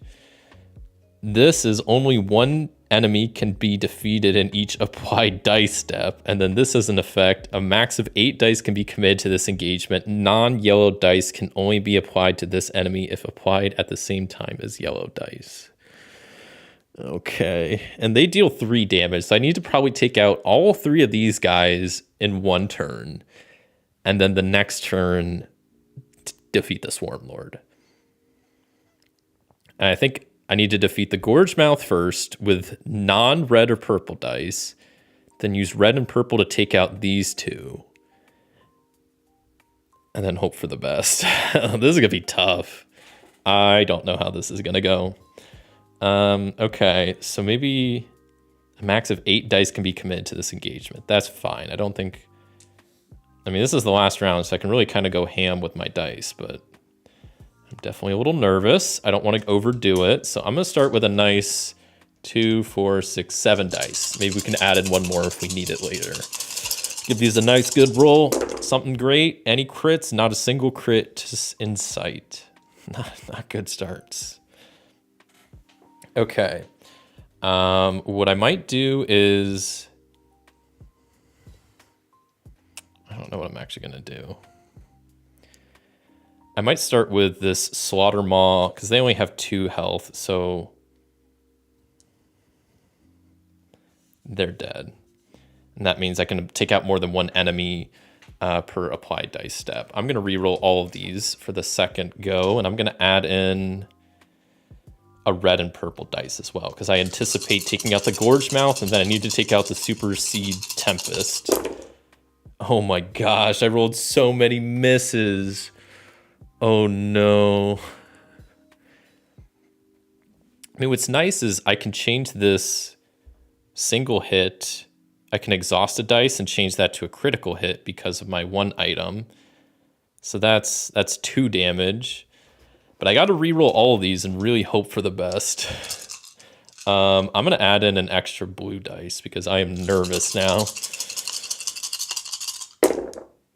Okay, I rolled 3 different critical hits, so that's perfect. So I can deal the green crit to this guy. They're dead. So now my red and purple dice actually do damage. And that's 2, 4, and 6 there. So all 3 guys the minions are dead. Okay, so far so good. Then we go to the resolve phase. So first I'm going to suffer 3 damage. That takes me down to 3 health. Then any after effects, none. We exhaust dice, but before I do that, I first return this because it was a miss. I return 2 criticals because of my character's ability. I exhaust the rest. I can return 4 because of my recovery stat. So I'll return 3 blues and a purple. Slide those in. And then because of my other item, I get a green and a yellow. So right now, only 2 dice are sitting out, which isn't bad. All 3 minions are gone. And now for the best part of this game is the last round. I got to deal 9 damage to this boss. I am grabbing every single dice left in my dice pool and rolling all of these, and I need to do 9 damage with it, which is very doable. So that's a lot of dice. That's a lot of criticals too. That is 2, 4, 6, 8, 10, 12, 13, and let's just do over damage just to show off, just to flex on them. 14, 15. Can I do some extra damage? Can I double the damage? Double crits on the last roll. So how much damage is that? 2, 4, 6, 8, 10, 12, 14, 16, 18, 19 damage. I did double the amount necessary. And the Swarm Lord is dead. And that is a win for Galhad the Lancer. Whew. That is the second time I've beaten this game. So I'm pretty happy. That game actually went really well. I think I had a pretty decent start, all things considered. I had some very good items. I got some good stat boosts at the beginning. So yeah, that went surprisingly well. And we got a win. Oh man. Well, there you go.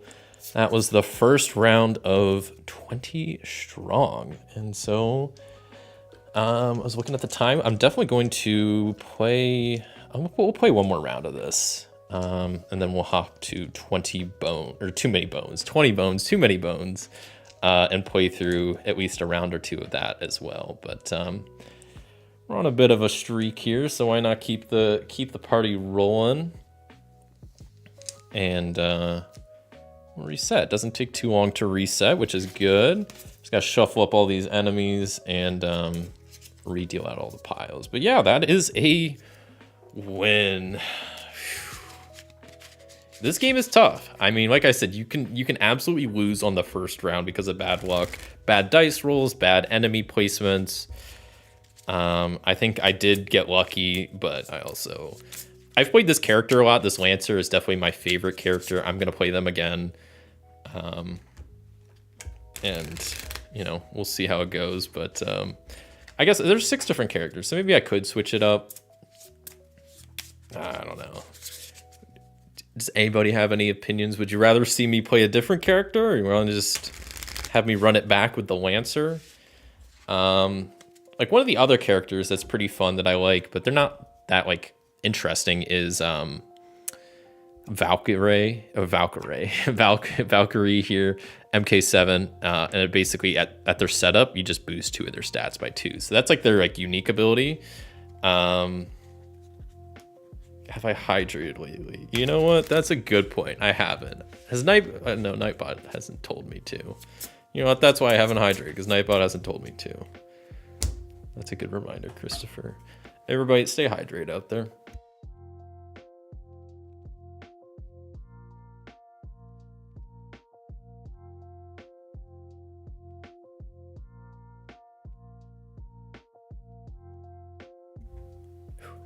All right.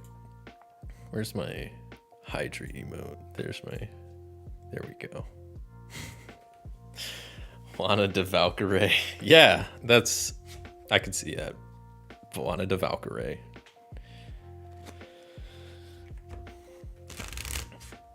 Yeah, maybe I will play. I'll play the Valkyrie character. Valkyrie.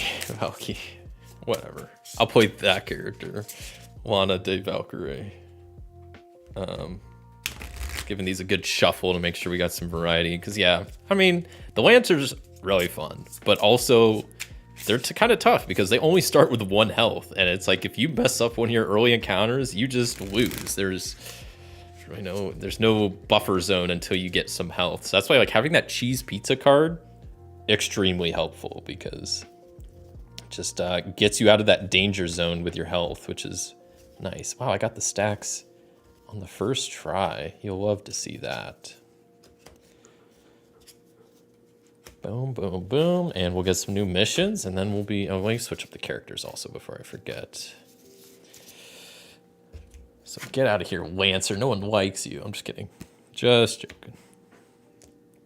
So Valkyrie starts with 3 health, 2 recovery, and 2 strategy. And then their special ability is at setup, I get to boost their stats by a total of 2. So I could boost 1 by 1 and 1 by another, or boost 1 by 2.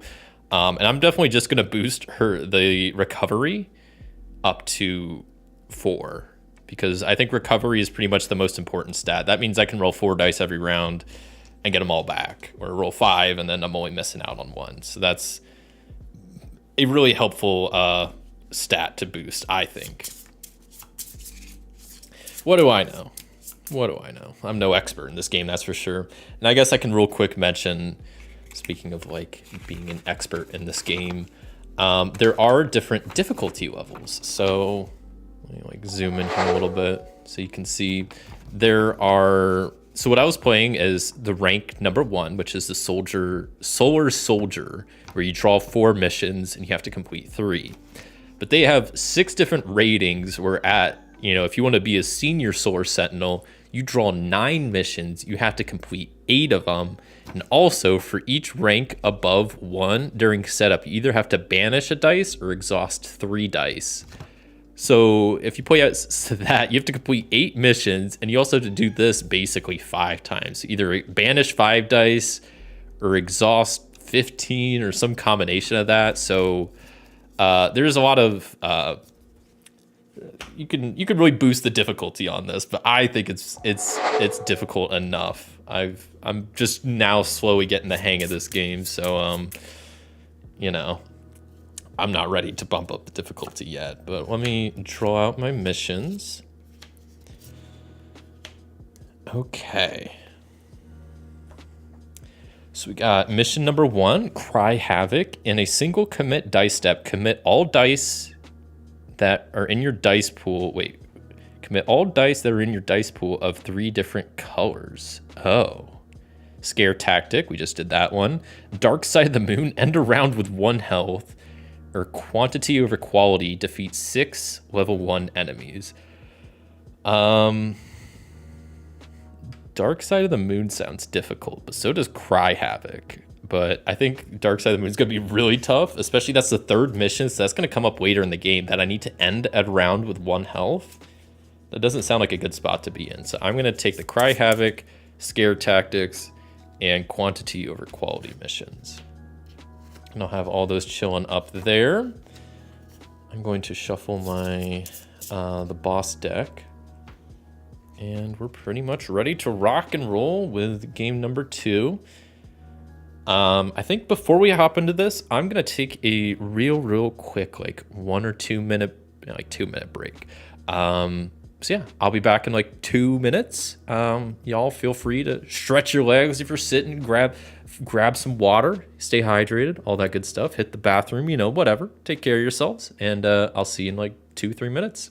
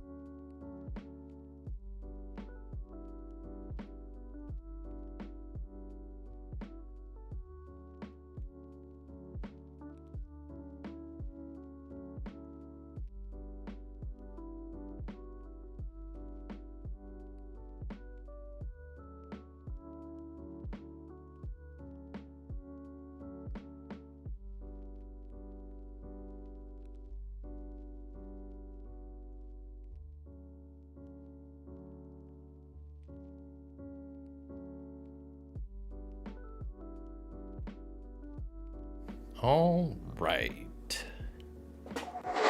Hello, everybody. Welcome back to Solo Gaming Sunday 20 Strong Edition, or we'll be starting up Game 2 of the Solar Sentinels box.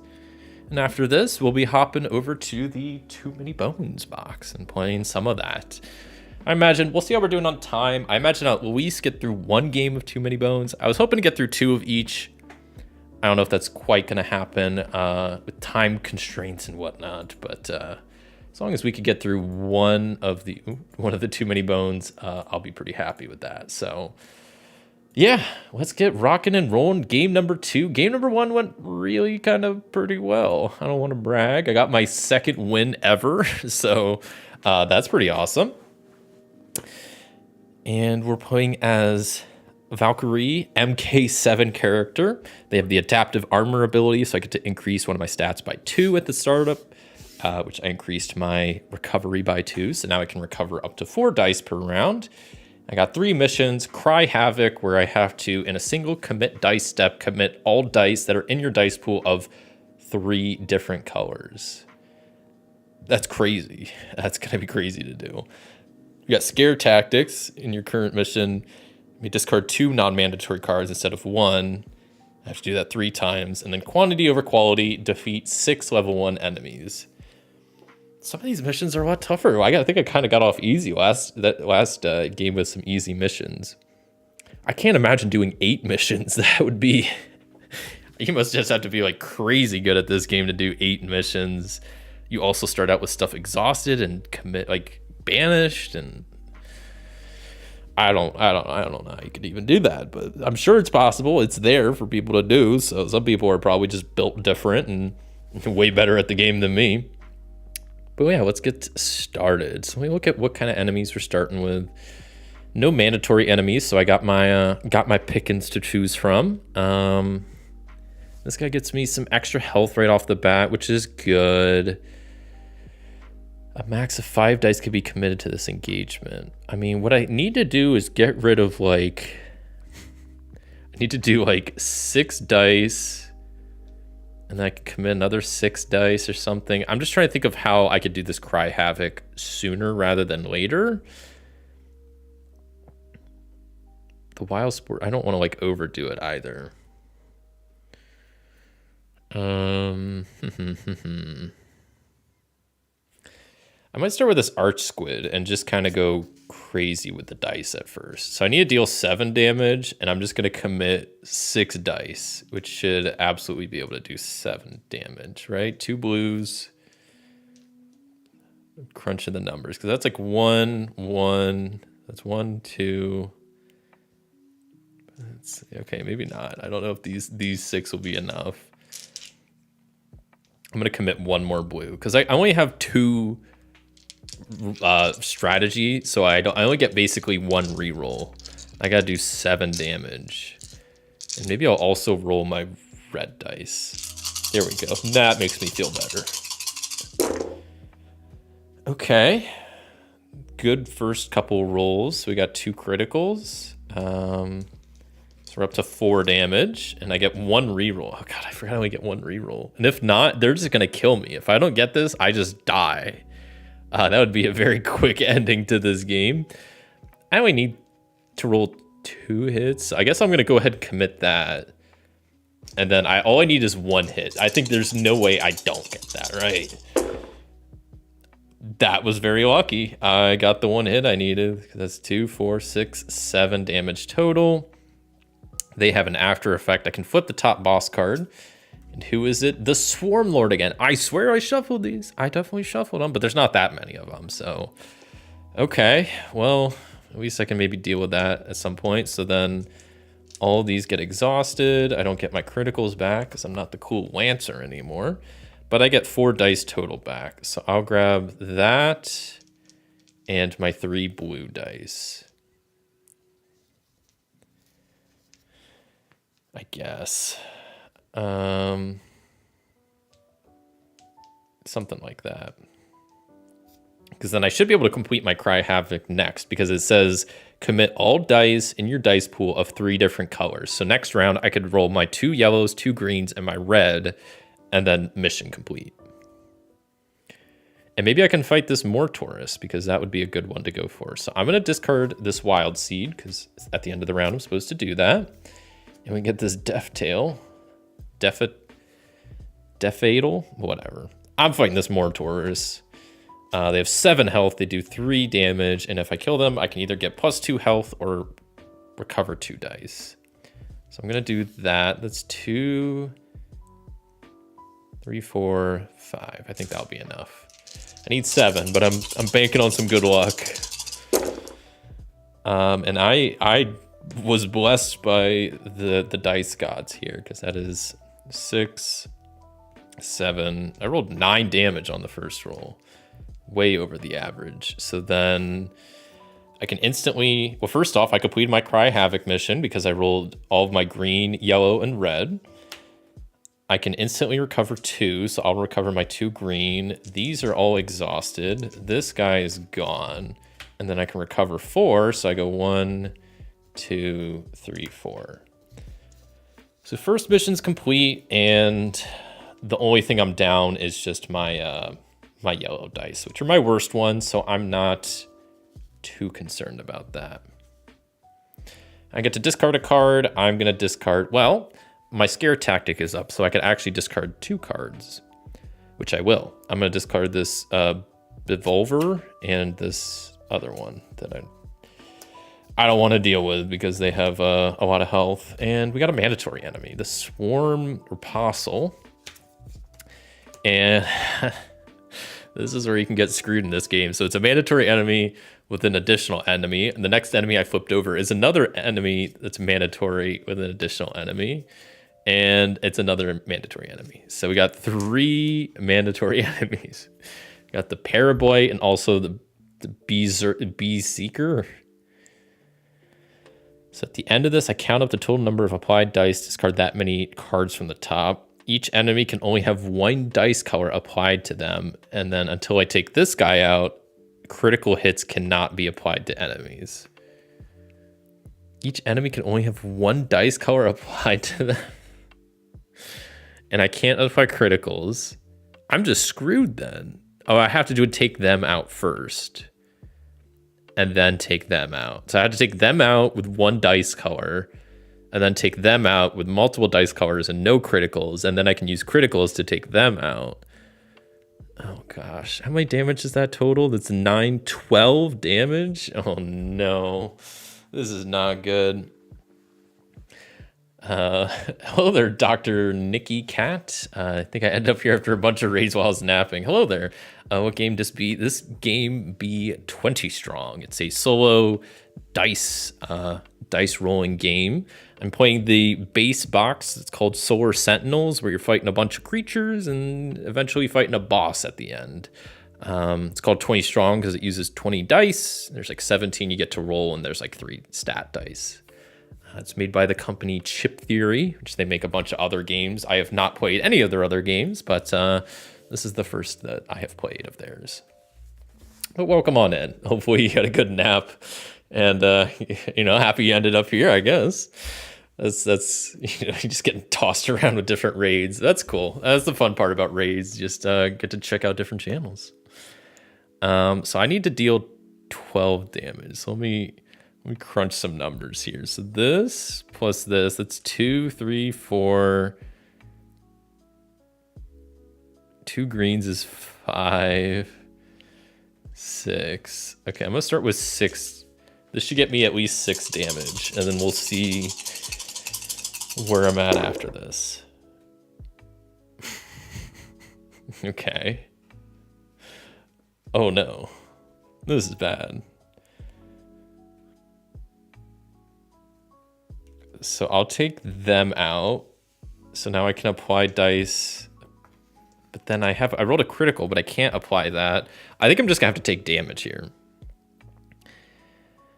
So either I need to take out this guy or this guy. They have 4 health, they have 5 health. I don't think I can take out both. What's nice is each only deals 2 damage. So as long as I take out 1, I have 3 health, I'll survive. So that's not the end of the world. They will give me 5 health in return. They'll give me 2. So it seems like I want to take out this guy. But also, I mean, either way, I won't be able to use criticals. So that's, 1, 2, 3, 4. I'm gonna have to use up like a lot of my dice. I'm gonna have to just hope for good RNG, I guess. I'm not gonna have very many dice left. Oh no. I rolled great there. Are you kidding me? Not complaining, but like, where were these rolls earlier? I guess I can't use criticals. Okay, well that's actually good I rolled that many, because that's 5 regular hits, And that takes them out. And then these, I mean, I could still apply the critical, but then I'm still 2 damage short. Yikes, I've blown through like all of my dice. This isn't good. Definitely not as good as I was last game. Okay, so first we suffer damage, so I'm down to 1 health because I take damage from them. Any after effects go off. Count the number of dice applied. Of applied dice. That's 1, 2, 3, 4, 5, 6, 7, 8, 9. Discard that many cards from tops of stacks. So 9 cards? That's kind of brutal. 1, 2, 3.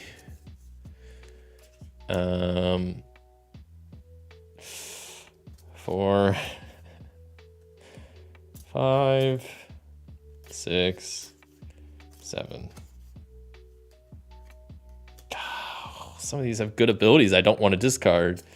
8 and 9, I guess. Which, in some ways, like, why is discarding them bad? It's just, I mean, there's less card abilities I'll get to have, which kind of sucks. I think this should be at 1 because I did that last round. So, okay. So what do I do now? I exhaust all my dice, which is most of my dice at this point. Not great. This round might be a lot shorter than I anticipated. And then I get Relics of Scab. It's the item I get from that guy. And I can either get +5 health or discard a non-mandatory enemy, which I will just instantly use this because I'm only down to 1 health and boost me up to max health. So I'm at 6 now. Pretty decent, maybe. I also get to recover 4 dice. So I'll grab my red dice and 3 purple dice, but I need to do something here. I don't know what I need to do, but I need to do something. And then I'm gonna discard 2 cards because it's the end of the round, 1 and 2. I just don't want to deal with these multi-enemies. That's the second round I've done that. So I need to do that one more time for my scare tactic mission here. Okay.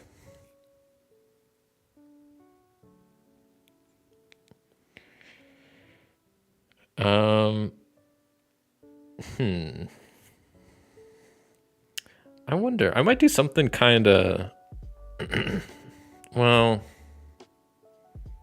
3, no, that's not good. Well, I'm gonna take a risk. So I'm gonna try to fight this gutterfly. I was thinking what I could do, and maybe I still will do this. Oh, maybe I won't, because it only does 1 damage. So what I was thinking is like I could just not fight them, not commit any dice, take the 1 damage, they go away, and then I get 4 of my dice back. But if I kill them, they have a tractor beam, which allows me to recover 3 dice, which is good. And they have an ability that when defeated, I can also immediately defeat another enemy up here, which is good. So maybe I do want to try to defeat them. So maybe I'll commit my red dice and 2 purple. Only going to commit 3 dice. I just need... Wait, why did I only commit 3 dice? Oh, I know why, but... Well, now They have 6 health, though. I didn't see that part. Oh, no. I shouldn't have done that. I should have just gone with my original plan. Now I'm just going to roll these anyway, but there's no way I win this. Yeah, that's 4 damage total. So they're still going to deal damage to me. And now I can get these back and a purple. I really shouldn't have done that. That was dumb. I should have just went with my original plan, taken the damage, recovered the dice. But now we're here. I didn't realize they had 6 health. That's what makes them so tough. Okay, so now I gotta discard 2 more off the top, and this is the last time I have to do this for my mission. I'm gonna go with the center pile of 1 and 2. Please don't be a mandatory. Thank goodness they're not. That mission's complete, and so I just have my quantity over quality mission where I have to defeat 6 level 1 enemies, and I'm going to start with this Lost Sentinel. Green dice cannot be committed.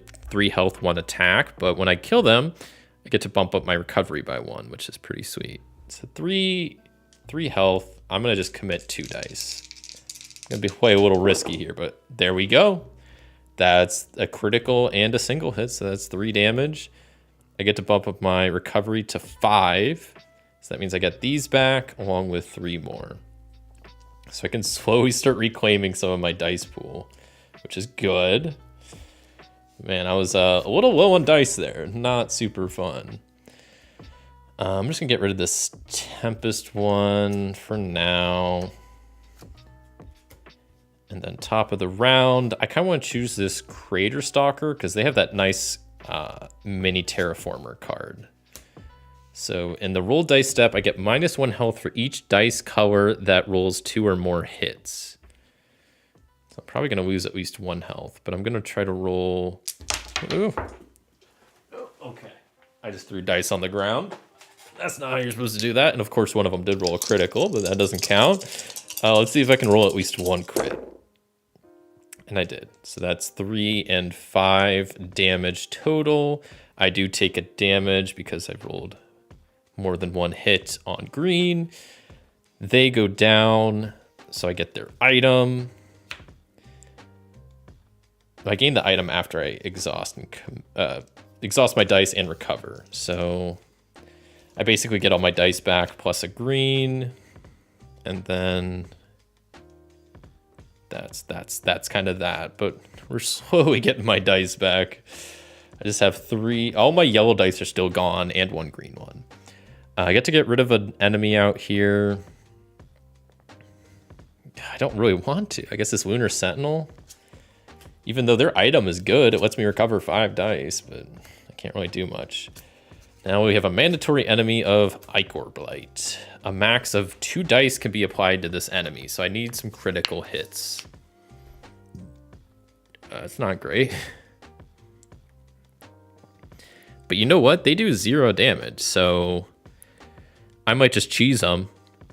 I'm going to fight them, but I'm not going to commit any dice. I don't think you have to commit dice. Let me double check the rules. I want to make sure I'm not breaking any rules, but I think you just can commit any amount of dice you want, but if I don't want to, even if they're undefeated, they still go away. Yeah, it says you may commit any number of dice, up to including all of them, but if it's any number, 0 is a number, so I'm going to commit 0. Oh no, I didn't defeat them. Oh no, I take 0 damage, and they go away. I guess I just don't get their nice item, but then I can recover all 5 dice, and my dice pool has replenished. I need to get rid of someone. I guess the Drone Alone 2 with the cheese pizza item. I don't think I'm really going to need it this game. Okay. I'm going to try to defeat this big sucker.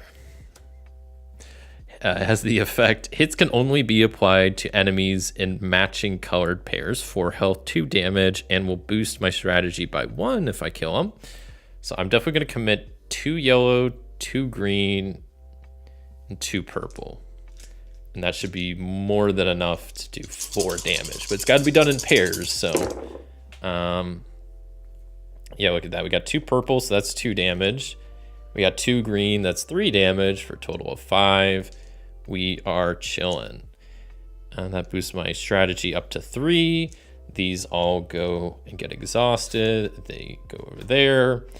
I can recover 5 with my recovery, and then my extra little mini terraformer allows me to recover my last yellow as well. Okay, I'm glad to have all my dice back. I was definitely getting worried. I was down to like 3 or something at one point. Now I'm back to my full 17, which is pretty nice. I got to discard something. I'm just gonna get rid of this, whatever that was, the Marrow Locust. I don't really want him. Was that a, did I defeat, that was a level 1 enemy, right? Yeah, so that was one of the 6 I have to defeat for my mission, which at this point, I don't know if I am, because I had to discard so many that I don't know if it's going to happen, but I'm going to go for this Flesh Locust, and they're going to make me fight an extra enemy. And I'm just gonna go with a Spore Seeker. That sounds like a good time. Spore Seed Seeker. So a max of 4 dice could be committed to this engagement. And if this enemy is not defeated, banish your strongest dice in your dice pool. What's nice is this is a during effect. So as long as I defeat the Spore Seed Seeker, then I can commit more than 4 dice after, which is nice. Yeah, so I'll start with these 4, and then we'll see how this goes. Hopefully I at least get maybe a crit. No crit, but we get 2 damage. And then I'll re-roll. I need 6 damage total. Okay, I'm gonna go a little overboard, but I think this is fine. Okay, that was just enough. I rolled 2 criticals and 2 damage, so that's 6. That boosts my strategy up to 4, which is great. Those go over there. I get the item. These all are exhausted. I get to recover 5. So 1, 2, 3, 4, 5. And then because of my item, I also get to recover a green and a yellow. So all in all, I still have a yellow exhausted, but that is not a bad spot to be. Whew. All right, we are cruising along. That was 2 level 1 enemies, right? So we're up to 3 out of 6 defeated for my mission. Then I can take out one of these. I'm gonna take out this Wasta larvae. Because okay, this guy brings in more enemies too. I don't want to deal with them. But first I gotta deal with this Plasma Blight because they're a mandatory enemy. And their effect is this enemy cannot be defeated unless it has hits from at least 4 different dice colors applied to it, 6 health. Let's do this. I'm gonna roll these 6 dice. That should be enough, surely. I guess I can also throw in a 3, 4. Yeah, this is fine. That is fine. I rolled double crits and all hits. You'll love to see that. Way more than enough damage to defeat them. So then these all get exhausted. This goes to my items, which since my strategy is 4, I can hold up to 4 items, which is pretty nice. My recovery is 5, so 1, 2, 3, 4, 5. Sort these away real fast. And then, just you wait, because my other item, Mini Terraformer, allows me to grab a green and a yellow, so we still only have 1 yellow dice gone. Pretty sweet. I have to discard off the top. I'm gonna get rid of this Berserker because I need to defeat more level 1s, which I don't think that guy I just defeated was. What are they? Oh, they're right here. I was like, where I can't see them in the discard. Yeah, they're right here for my item. Yeah, they were level 2.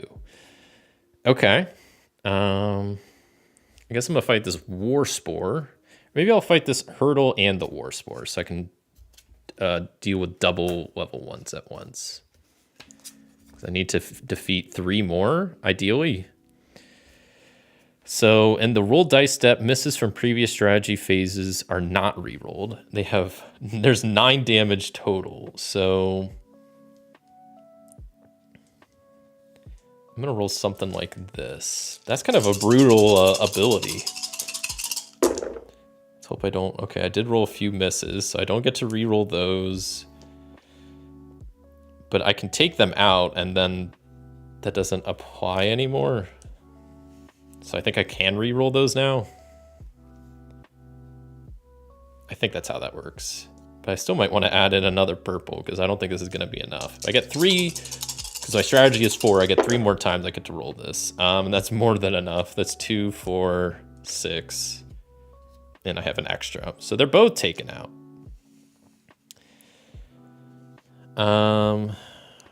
They have an item that I don't really want, so let me go ahead, exhaust all these. That's done. I also has the recover 2 dice, so I just get to bring my 1 yellow dice back because I was supposed to do that before I put all these over here. I get to recover 5 with my recovery stat, so I guess I'll recover all these. And then I also get to recover a yellow and a green because of my my one item. So all that's left out is a blue. Once again, pretty good spot to be in, and I'm up to 5 out of 6 of the level 1 enemies I need defeated. All right, I'm gonna get rid of this Crater Creeper because I don't want to deal with extra enemies. And I'm going to fight this Swarm Apostle because they'll give me 2 health. They're going to be the last level 1 enemy I need, and the stack only has 1 card, so I could fight the Swarm Lord after this. Which I should actually... I'm going to discard my Spore Seeker and discard the Swarm Lord and draw a new boss, because I don't know if I want to fight them again. We get the Alpha Beast. I don't know if I want to fight them either. Hits can only be applied to enemies if all unapplied dice are hits. Dice applied to the Alpha Beast are not removed during the exhaust dice step.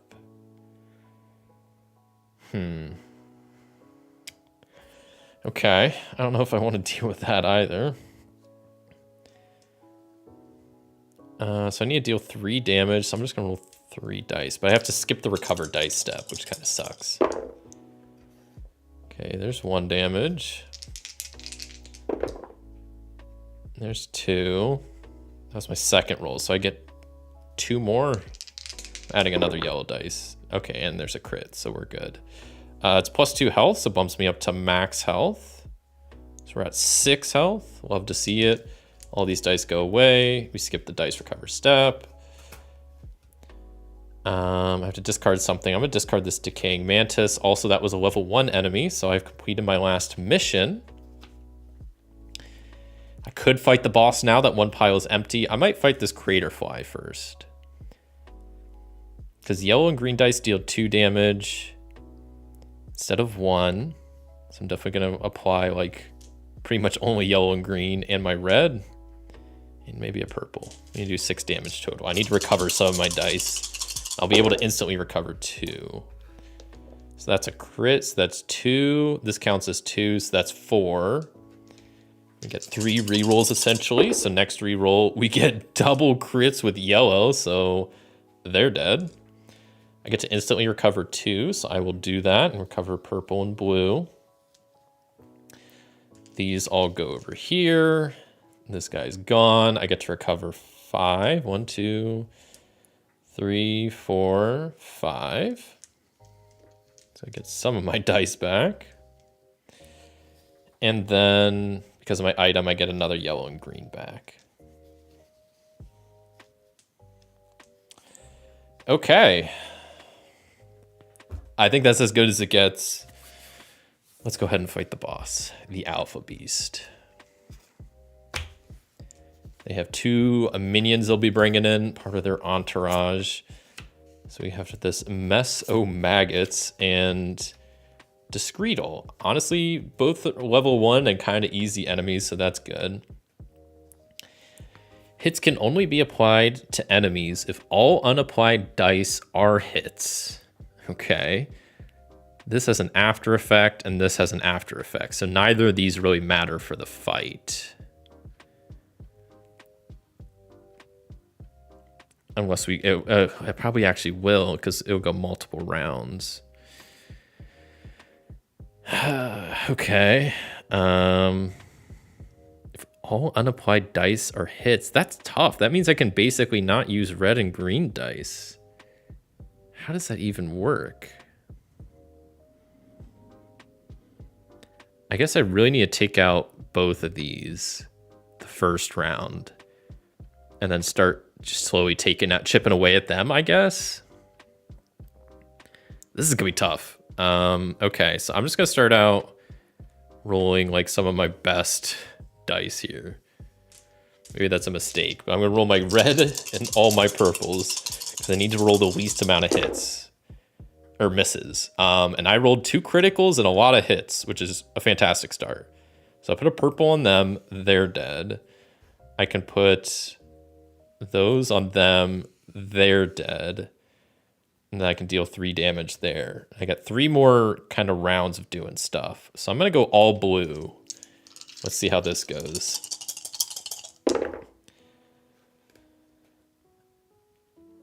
Okay. I rolled 1 miss, so that was my second roll. So third roll, I'm just gonna re-roll the blues. That's all hits, and 2 of them are criticals. Oh man, that's kind of lucky. So the enemy is at 2, 4, 6, 8, 9 damage.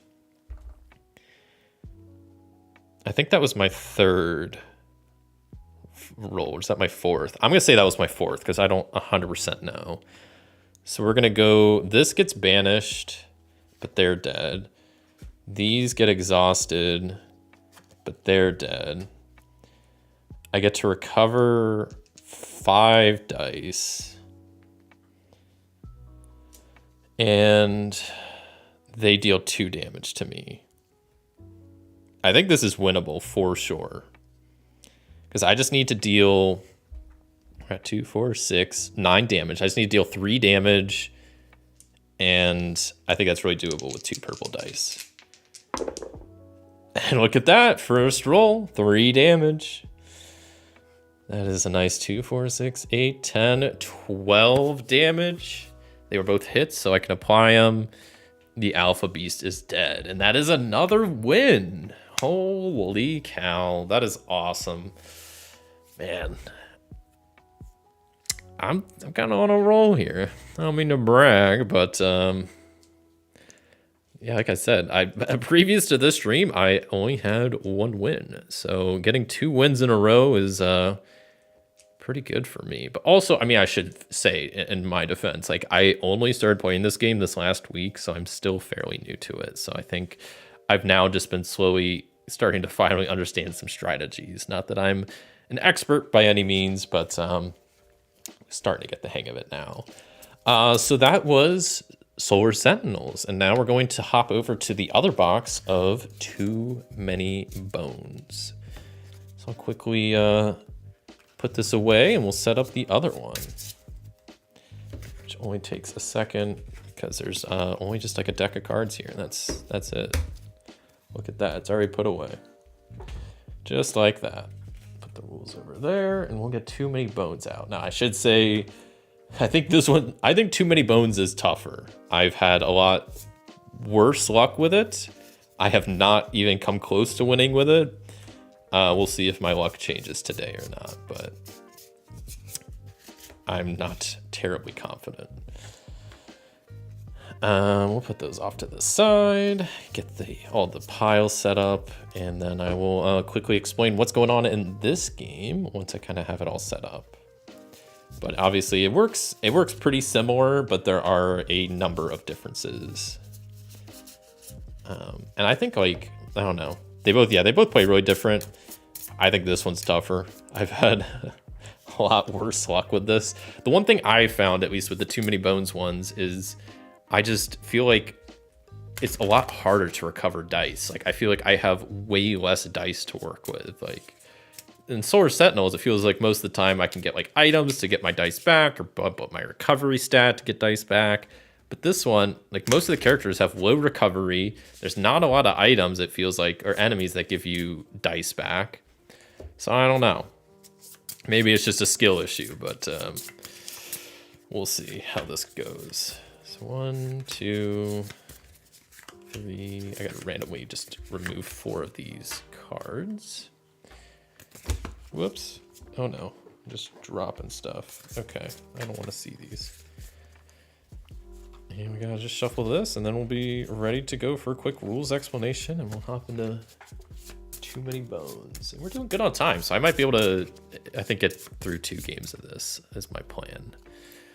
I especially think like these games will be a lot shorter because I will die a lot sooner. But who knows? Maybe luck will be on my side today. I'm not holding my breath on this one, but this game, like I said, I only started playing this game in general last week, and Too Many Bones specifically, I played my first game yesterday. So I am more new to this, even though it's not that much different, but like I feel like there's still some strategies that are different for this than there are for Solar Sentinels.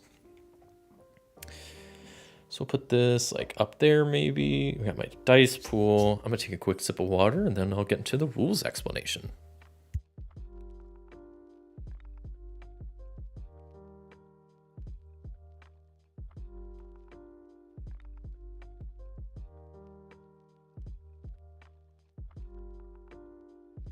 All right. So this is the one of the other boxes for the 20 strong set. I should say there is a third one. Oops, I just messed up my little display up there. There is a third box that I'm not going to be playing today. That is the Victorum Hoplomachus. I think that's how you pronounce it, Hoplomachus set. I have not even touched that set yet, but there are 3 total. I obviously just played through Solar Sentinels, and now we're going to hop into Too Many Bones. So Too Many Bones is an existing game series developed by Chip Theory Games, which is the company that makes 20 Strong. And I've heard many good things about the series. It is not a series I am familiar with. I've not played any of the Too Many Bones games. But if you have, you'll probably see a lot of similarities, because I've heard there are, with the characters and enemies and kind of the way it plays, there's a lot of similarities between the 20 strong version and the game, like the full-fledged Too Many Bones games. So I'll kind of just, I'm not going to give a full rules explanation. I'll just kind of tell you the main differences between Solar Sentinels and this. So you still have a character. They have, the stats of your health, strategy, recovery. Strategy is how many items you can have, how many times you can do the strategy phase. Recovery is how many dice you get to recover. What's different about these characters is, maybe I'll zoom in a little bit so you can see this better. That doesn't help. That helps. Okay. So the characters have 2 abilities on them, not just one. They have something called their innate ability, and then they have something called a backup plan. So their innate ability, it's kind of like what it sounds like. It's just something that they can do pretty much at any point. So my character I'm going to be playing today is Duster. It's by far I haven't played too many of the characters. This is my favorite out of them. So their innate ability is called Alpha Wolf, which says, in this suffer damage step, if there are 2 or more active enemies, even if they're defeated, reduce the damage suffered by 1. Pretty nice. Then there is this concept called backup plan for characters in this game. And the backup plan I have is something called Shadowcaster, which says during activation, so as you're drawing enemies out, you can adjust the BQ by +1 baddie point. That might not make a lot of sense now, but as I get into the rules explanation, it should hopefully make a bit more sense. So BQ just stands for battle queue. First off, I'll just spoil that right now. And the battle queue, it has a point value that are dictated by what's called baddie points, which is how many enemies you have to draw. And there's a number value to it. So you can adjust however many enemies you're going to draw by ±1.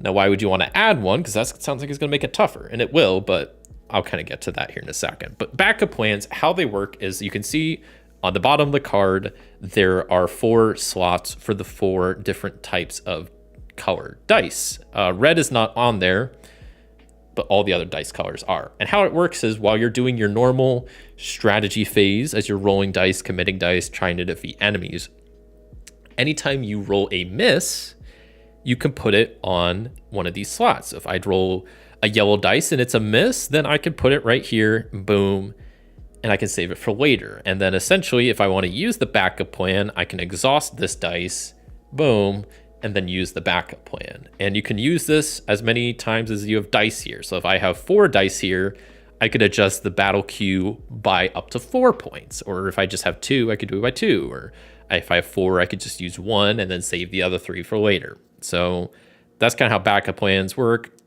When you roll dice and you roll a miss, you can put it here, use the backup plan ability whenever you want, and then they just get exhausted after that.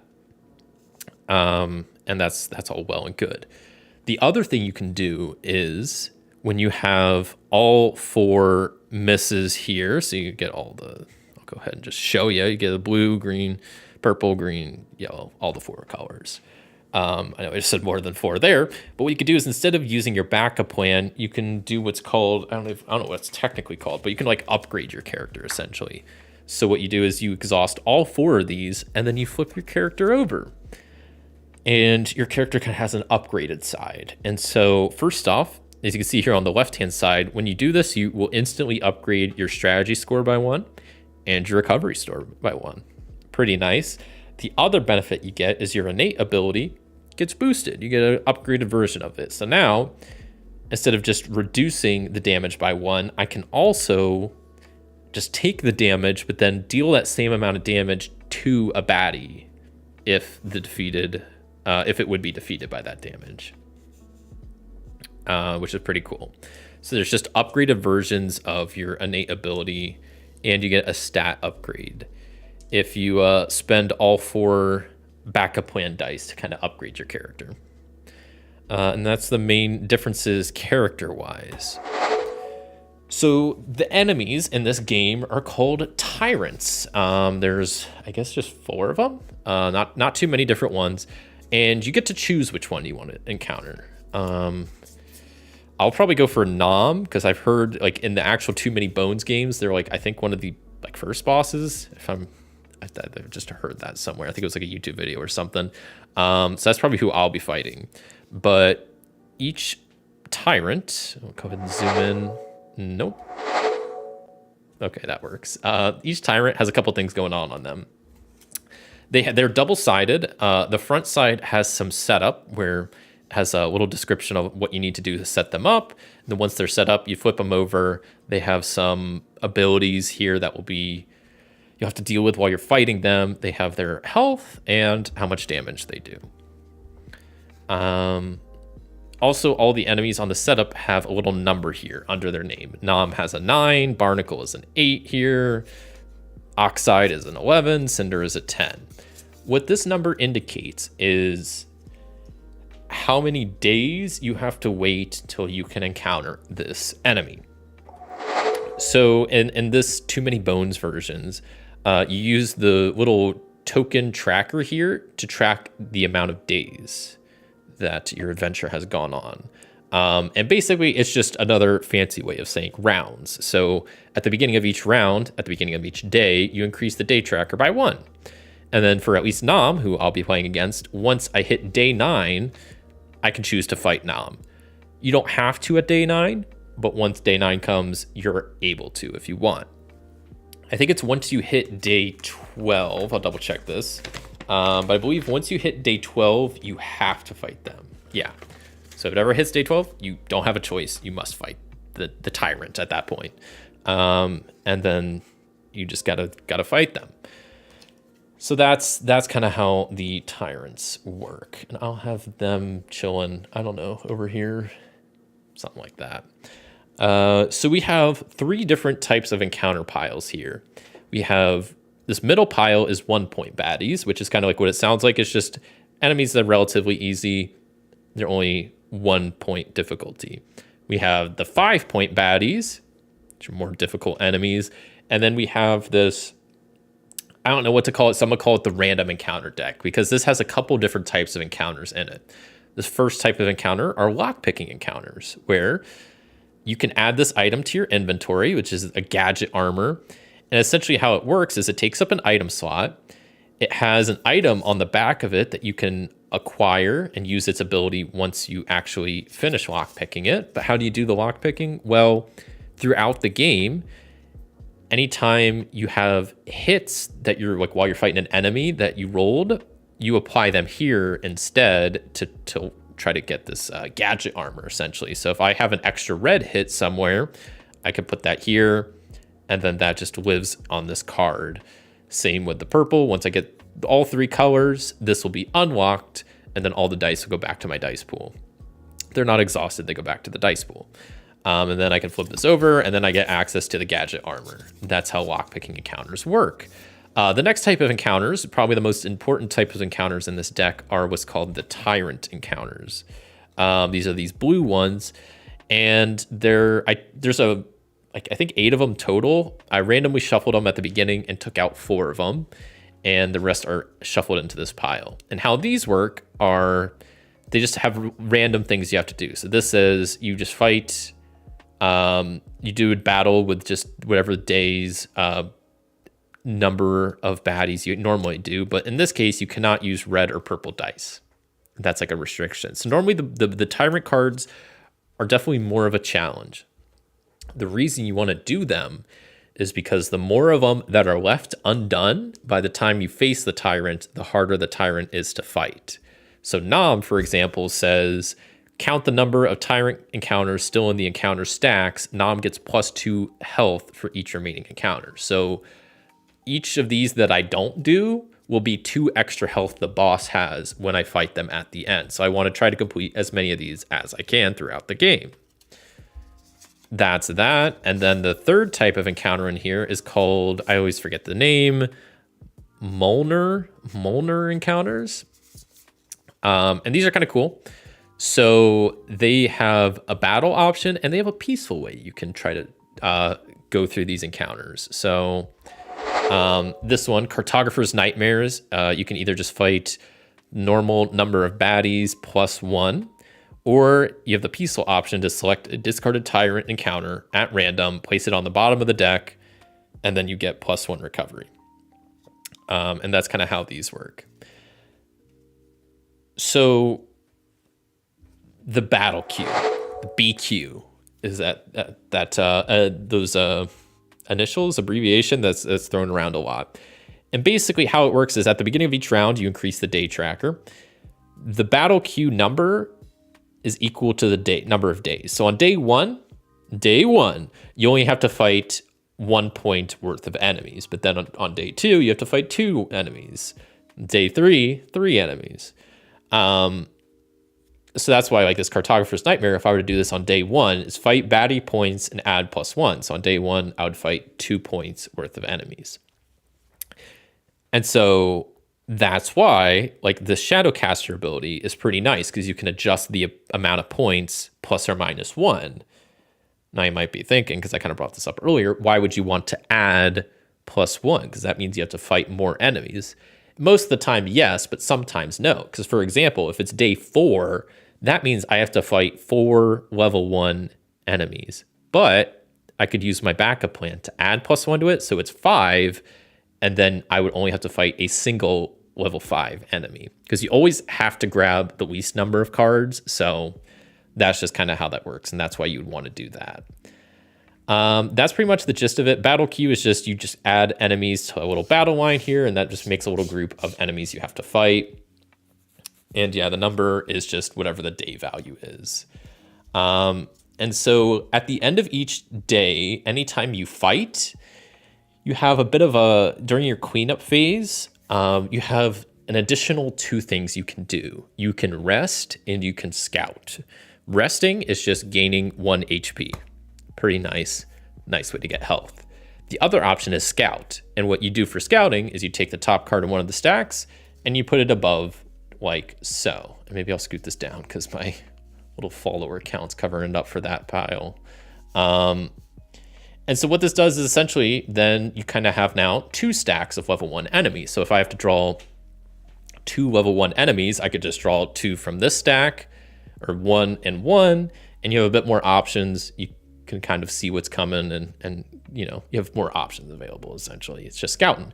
The one thing to note is these Molnar encounters, they have some negative abilities that if they are scouted, bad stuff happens that you have to complete. And I think that pretty much covers the basics of Too Many Bones. Yeah, that's kind of the gist. I'm just gonna give these a reshuffle since I was kind of going through them earlier. Hopefully that makes sense. I think I covered everything. Besides that, most enemies work the same. They have a health value, an attack value. They have most have some effects that apply either before, during, or after the combat, and then most, or if not all, have some like rewards you get for completing them. And yeah, you'll just get to see along the way. Like I said, I have not won this game with Too Many Bones yet. I have not even come close. So don't expect any high-level gameplay here, because this is not going to go too well, I imagine. But who knows? Maybe luck will be on our side. I mean, we had 2 wins on Solar Sentinels, so anything's possible. And we'll see how good Duster can do here. So let's get started. Day one. Do the round tracker, the day tracker. And so I can either take a 1-point baddie or do one of the random encounters. This item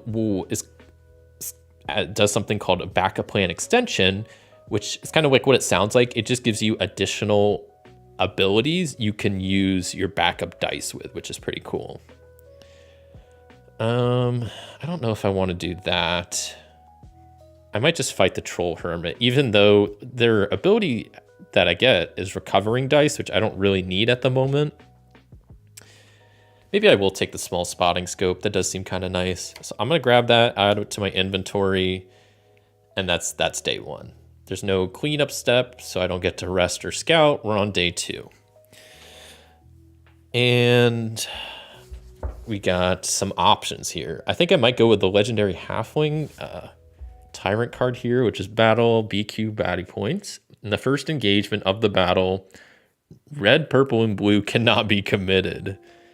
Those are the 3 best ones. That's kind of sucks, but you know what? Let's do it. So I'm going to make a discard pile off to the side. Wait, can just move some stuff out of the way. Okay, good.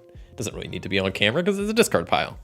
I have to fight BQ worth baddie points. So essentially, since it's day 2, I fight 2. So I'm fighting the Troll Hermit and the Dragon Biddy. This is at the start of the battle, -2 to the to the health of any other active baddie. That's kind of nice. So they only have 1 health. He has 4. And this Dragon Biddy says at the end of the first engagement of the battle, -1 strategy. So I definitely need to take down them first and then the Troll Hermit. But the Troll Hermit does 2 damage. I only have 1 health, so I can't allow them to hit me either. I only have a recovery of 2. I do have a strategy of 3. So I got options, but not a lot. So let's go ahead and do this. So also I can't commit red, purple, or blue. So I can only commit green or yellow. I need to do 5 damage total. So I'm going to commit these 6 dice. And I think that it's only 3 damage average. But maybe odds will be on my side. I'll get some criticals maybe. Okay. We should get at least 1 critical. So I can use 1 damage there. They're dead. I can commit those 3 there. And I can reroll my yellow dice. And I just need 1 hit with these. And I'll be chilling. And I got 1 hit. That's 4 damage. The Troll Hermit is dead. That allows me to recover 2 dice. 1 dice, but I don't have any to recover. And that's that. Troll Hermit goes off to the side and discard. The Dragon Biddy I get as an item now. Then all these are exhausted. And then my recover stat is 2, so I get 2 of those back. Not bad. I mean, the dragon item is just non-essential oils, which allows me to recover up to 2 dice. I'm going to go ahead and use that. I'm going to discard it and use that. Also, since I rolled 2 misses with yellow, I'm going to use one of them towards my backup plan because I forgot that's a thing. So now I only have 1 yellow dice exhausted, which is not terrible. Not great, but not terrible. And we're on... Okay, then since we fought, we get to do the cleanup phase, where either we get to heal 1 or scout 1. Which I'll go ahead and heal 1 since I'm only at 1 health. And with that, we're on to day 2. Wait, that was day 1, right? Oh no, that was day 2. So now we're on to day 3. Okay, I'm making sure I just didn't mess up my tracking there. So day number 3. So I can either fight 3 of these guys, or if I do Cartographer Nightmare, that's going to be 4. I might want to wait till next round, because then I could just use this to modify that, and then just fight the Troll Brewmaster. So I guess I'll fight 3. I'll fight the Tipsy Troll, the Dragon Whelp, and the Orc Deserter all at once. Let's see how this goes. Tipsy Troll, 3 health, 1 damage. Their ability is in each roll dice step, if at least 1 miss is rolled, either change an unapplied hit to a miss or return a dice that is applied to an undefeated baddie to the dice pool. Dragon Whelp has the ability at the end of the first engagement of the battle, -1 strategy. Orc Deserter, at the start of each engagement, if there are no other face-up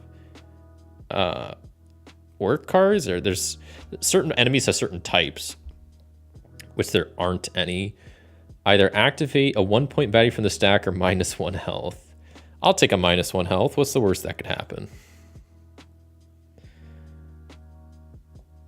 Yeah, I'll take the -1 health. Or because I'd have to add this Troll Romper, and that's like an extra 4 damage I'd have to do. And that doesn't sound like fun. Okay, so I gotta fight all 3 of these. That is 7 damage total. And yeah, let's see how this goes. So let's see, 2, 3, 4. I'm gonna roll these, and then we'll see where we're at. I got a strategy of 3. I just need to take out the Dragon Whelp first. Tipsy Troll might mess this up. Maybe, yeah, I forgot about the Tipsy Troll. Honestly, I'm going to swap out a yellow for a blue. Okay, we did roll 2 hits. Or 2 misses, I mean. So that means either... Yeah, I need to change an unapplied hit to a miss. So I'll change this blue hit to a miss. What's nice is I rolled a crit so I could take out the Dragon Whelp, and I rolled a crit and a hit to take out the Tipsy Troll. Then I have 2 more chances to just get 2 more hits on this Orc Deserter, which with 2 purple dice, the odds are good, and we are set. That's 3 damage. They are done. When I took them out, I got to recover a dice. When I took them out, I get to scout. So I'm going to scout the level 5 minions. I took them out, and that gets me +1 health. All these are exhausted. I'm going to go ahead and use this miss for my backup plan. And then all these guys are done for. Just discard them all. Recovery, I get 2 dice back, so I'm going to get the purple and the red dice back. My dice pool is doing okay. I've only lost 3 so far, but... Like I said, I feel like in Too Many Bones, it's a lot harder to get dice back, which sucks. And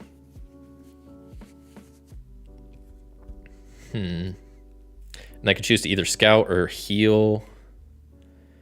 And I might just heal up. I need to get some more health right now to not be in like a danger zone. Okay, and we're on to day 4. It's Cartographer's Nightmare. I mean, I could do the Tyrant encounter again, and that'd give me another recovery. And honestly, I think I will. So I'm going to, because this says, select a discarded Tyrant encounter at random, which I've only done 1, place it on the bottom of the encounter deck, and then gain a recovery. Like I said, recovery is hard to come by, so like I will gladly take that. And that's it for day 4. We're on to day 5. So at this point, I'm going to be fighting one of these level 5 characters over here. The Troll Brewmaster is 8 health, 3 damage. That's a lot of health. Or this mini phage, 3 health, 2 damage, but they have an ability. Dice can only be applied to this baddie if there are no other undefeated non-tyrant baddies. Well, if I'm fighting them, just them, that's not the worst.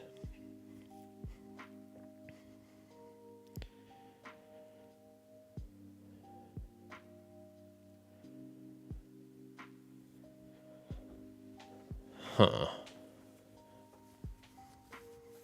But I could also do the Tyrant encounter, which says, choose the baddie with the highest health. That baddie has +4 health. That would make this guy 7 health. I might as well do that, actually. So I'm going to do the really thick skin Tyrant encounter because it's day 5. So then I would do grab this enemy, and then they essentially now have 7 health. So I need to remember that 7 damage is what I need to do here. Okay, so 1, that's 2, 3, 4, 5. That seems good. We'll see how we're sitting after this. Lots of crits. Okay, we got 2 crits. That's 2, 4.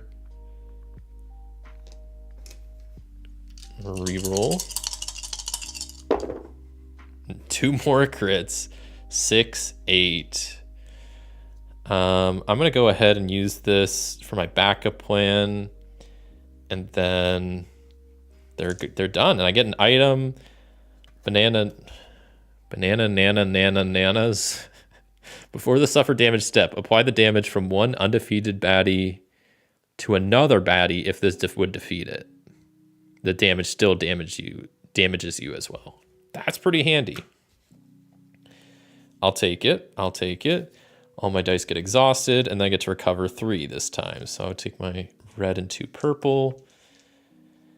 And basically at this point, I'm trying to just, since I'm close on this aspect, I kind of want to just get this last purple for this backup plan so I can upgrade my character, because that upgrades my stats, and that'll put me in a little bit of a better spot, I think. Day 6.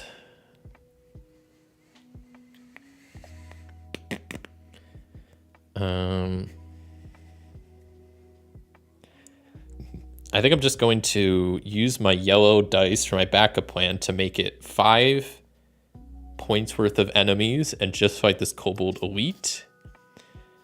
So their ability is this baddie can have a max of 1 dice of each color applied to it. They have 4 damage, so I'm just gonna roll 5 dice. I need to hope I roll a miss with the yellow, a miss with the purple is actually kind of what I want. I got the miss with the yellow. I double critted with the purple. I mean, I'll keep one of them. That's 4 damage, but I'm going to reroll this purple twice trying to get a miss. That's another crit. I just want to miss for once in my life. No. I got a hit. That's not what I want. I just want to miss. I don't ask for those often, but, you know, it would be nice. But regardless, they're defeated, and they have the ability Reinforced Buckler, which says ignore all damage dealt to you during the suffered damage step of an engagement. Which I am maxed out on my items. Get to recover 3 dice, so I'll recover these. I really want to upgrade my character, but I need to miss with a purple. I'm starting to run low on dice, which isn't good. And I get to do the recover, so I'm just going to scout with these. Then we're up to day 7.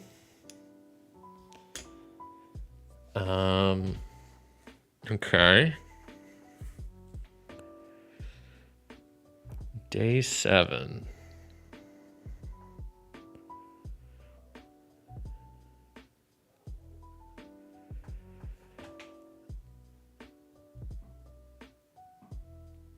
Oh, man. This is tough. I mean, I think I'm going to fight this Scarpion. And I think I also want to fight this Koboldite. And I'm just going to use my backup plan to not fight more, maybe. So I need to do 7 damage total. Each time use your backup plan, -2 health, but I just did that before the encounter. And these enemies, basically this guy can only have max of 1 dice of each color applied to them. So I'll just roll all these and we'll hope for the best. I guess I need 7 damage, so I'm also going to roll the blue. See, I'm almost already out of dice, but I'm about to upgrade my character, maybe. So that miss, I'll put in my backup plan. I rolled a crit, so I can apply both of these there. They're dead, and that will also instantly boost my strategy up to 4. I'm just gonna re-roll all of these. I got a purple miss. And so I believe, let me double check. I know what I can upgrade my character, but I think those are still exhausted when I do that. But let me triple check. Yeah, exhaust all backup dice. So that means my innate ability is going to be upgraded. And I mean, look at this. Most of my dice are exhausted at this point. But because I upgrade them, that increases my recovery up to 4. And my strategy up to 5, and my innate ability gets upgraded. So I'm gonna assign the green, and then I'm gonna roll the purple. So I get to roll 2 more times, but we're good because I got them taken out. They have the ability Pop Locks, Backup Plan Extension 3, so it takes 3 dice to use. Place up to 2 banished dice back in your pool. That's pretty nice. I guess I'm gonna get rid of this small spotting scope because I don't actually, I think I have to keep that. I'm gonna get rid of this banananas because I don't really want it, and take this Pop Locks, I guess. And all these will be exhausted. I have no dice in my dice pool currently, which is not a good spot to be in, but then I get to recover 4. So 1, 2, 3, 4. I have only 4 dice total. This is what I was saying. It's a lot. I mean, maybe my dice management's been worse, but it's just a lot tougher, I feel like, in this to get dice back. It's like, it feels like it's impossible. Anyway, we're up to day 8.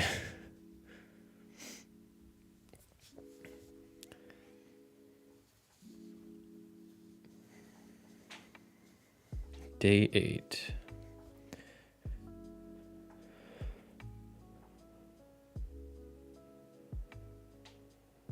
Day 8. Oh gosh. So I'm gonna have to. I can't use my backup plan because I don't have any dice. So I'm gonna have to fight a 5 and 3 3s. So I'm gonna go with this Goblin Artificer, this Mech Polaris, and I guess this Lab Escapee. Oh, and I have to do 1 more, and this Clay Golem. So I have to do 2, 4, 6, 10 damage with 4 dice is just straight up not possible. But some of these I can recover dice along the way, so there's a slim hope. But I should have mentioned this, but in Too Many Bones, undefeated enemies stay around. So if I don't defeat them, they just deal damage to me, and I have to keep playing on. So I think as long as let me see what. So all dice applied to them are banished. Start of each engagement, exhaust 1 dice from your backup plan. Doesn't matter. In the roll dice step, count the rolled misses. Take that many unapplied hits. Re-roll them. At the start of each engagement, roll an exhausted dice from your dice pool. If you roll a miss, -1 health. So go ahead and do that. Purple is fine. I didn't roll a miss. So now we have 3 dice to work with. But as long as I can get 1 crit, and I could take out like 2 of them, I think I'm still screwed. Well, I guess this will allow me to recover dice. And I just need to take out them. Yeah, this is going to be tough, but I think it's still, there's a chance. Okay. So I'll apply that. That was my first roll. I get 5, so there's lots of roll chances here. Actually, I might as well re-roll this too if I want to try to get a crit. Oh, and I did. Good. Okay, so I used that there. They're dead. I get to recover 2 dice, which I'll recover 2 purple. That was my second roll. So then this is my 3rd roll. Yikes. 3rd roll, I can, well, take them out.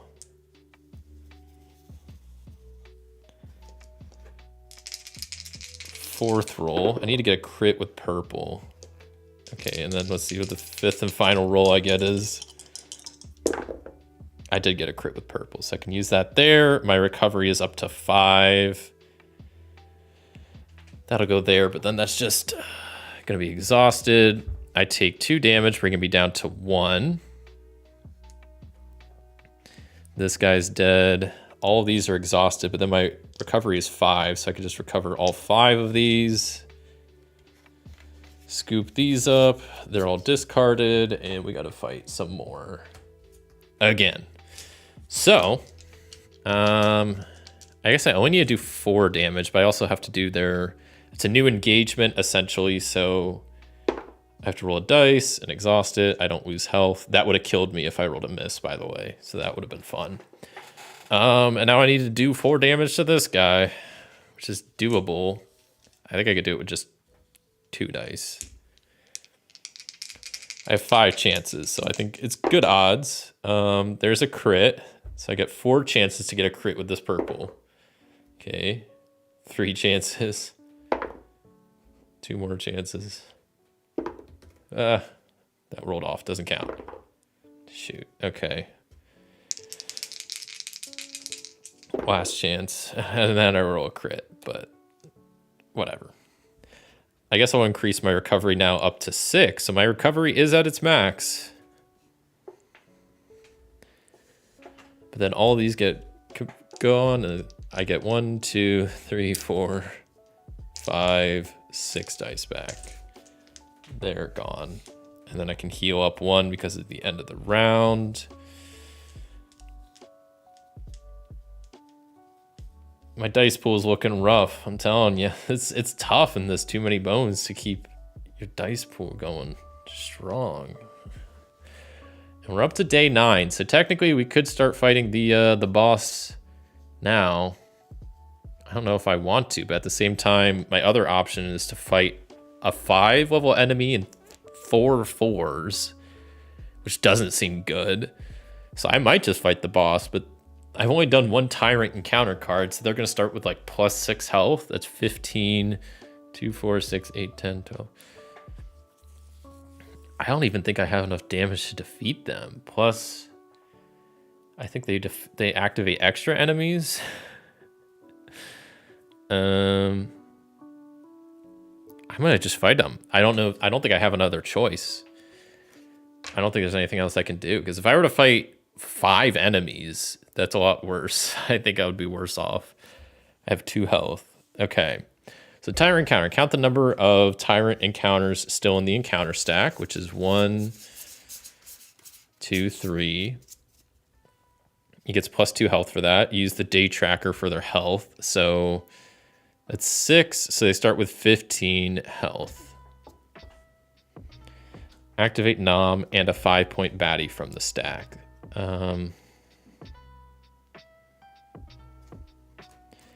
I'll go with this Goblin Scrapper, which also activates another enemy. I guess I'll do this Vile Mushroom. So these are the final 3 guys. But once again, like the Solar Sentinels, I just have to defeat the boss. But Nom's ability reads, hits applied to Nom are not exhausted in the exhaust dice step. At the start of each engagement, roll a dice from your dice pool and then exhaust it. If a miss is rolled, the max number of dice you can commit to that engagement is equal to your strategy. I guess I'm gonna roll the blue, because even if I miss, it doesn't really matter. Yeah, I missed, but it doesn't really matter. Okay.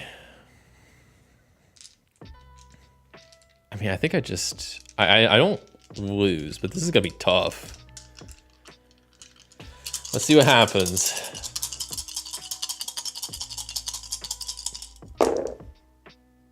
Okay, I rolled 3 crits, so that's good. I don't need to take out these other enemies, but I will. So that was my first roll. This is my second roll. No good. Third roll. There's a crit. 4th roll. I'm gonna go for the crit. 5th roll.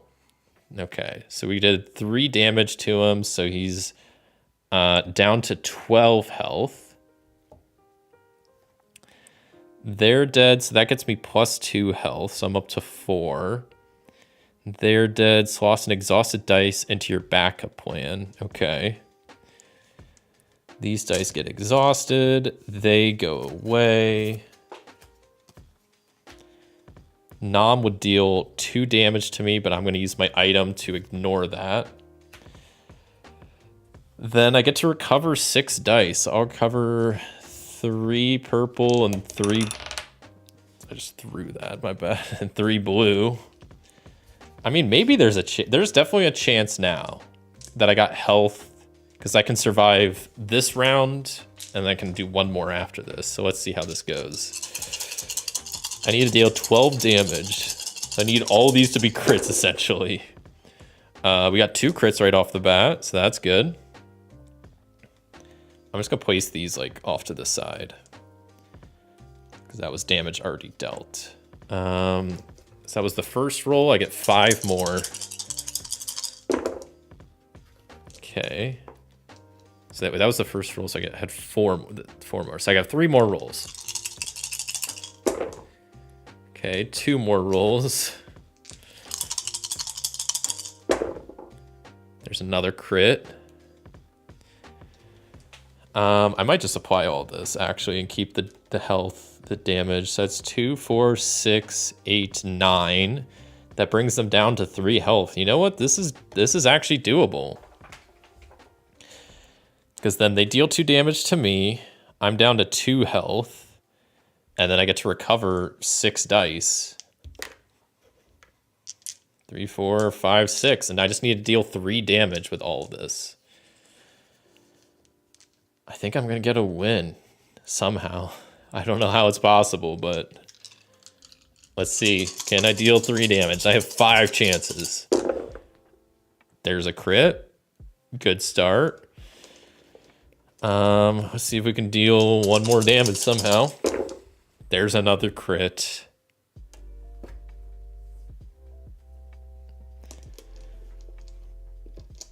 Oh, I guess I was supposed to... I forgot about Nom's ability, so I was supposed to roll and discard a dice. And from the max... I should have done that last round and this round. It wouldn't have really made a difference, though. Probably not. Because they are dead. So I did mess up his ability a little bit.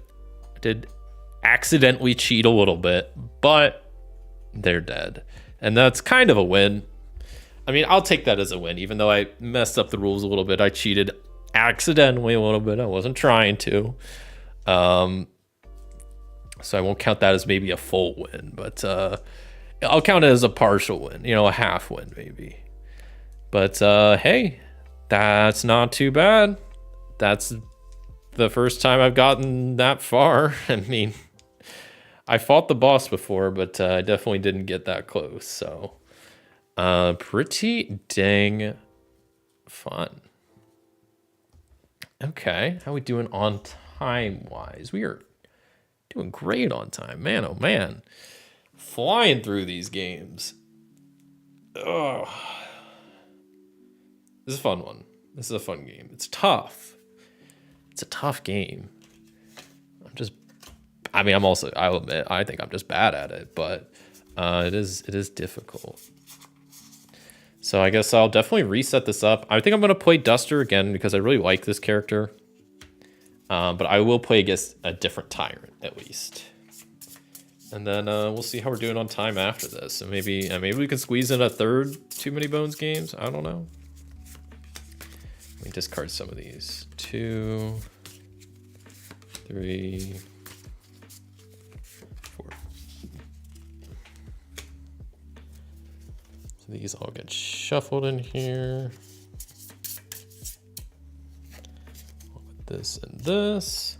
This is a nice thing about this game. That's super important. And, I always give my final thoughts at the end, so I'll talk more about this there. But it is nice that it's portable, but also like to just reset it takes like 2 minutes, maybe 3 minutes, not very long. So though it is a very luck dependent game, because I mean you're rolling dice, so that inherently is just going to be luck dependent.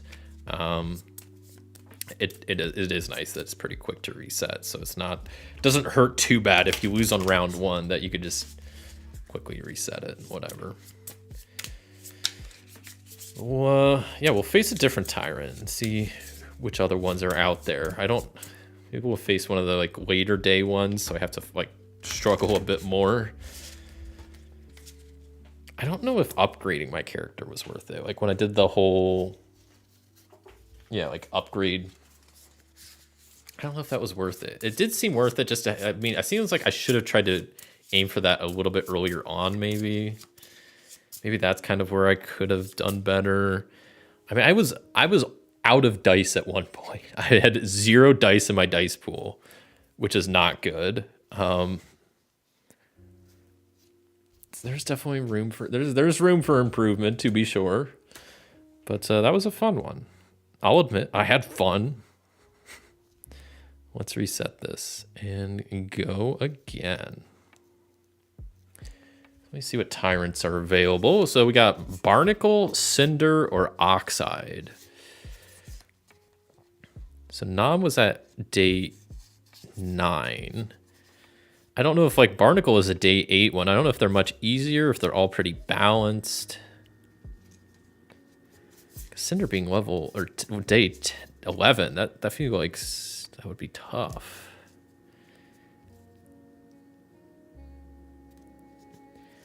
I kind of want to try Barnacle. We'll see how they go. Maybe it'll go terribly. Maybe it'll go swimmingly. Who knows? Yeah, I think I'll play Duster again. Dice pool is assembled. Cards are shuffled. Everything is reset. I'm going to take a quick sip of water, and then we'll get on with this next game.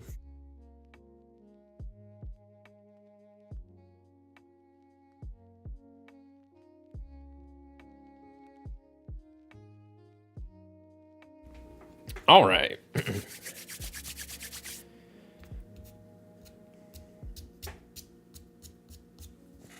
Well, hopefully I can get a win again. I mean, at this point, I'm kind of on a winning streak. Like, I'm pretty sure Solar Sentinels, I didn't make any major rule mistakes. I might have messed a few things up here and there.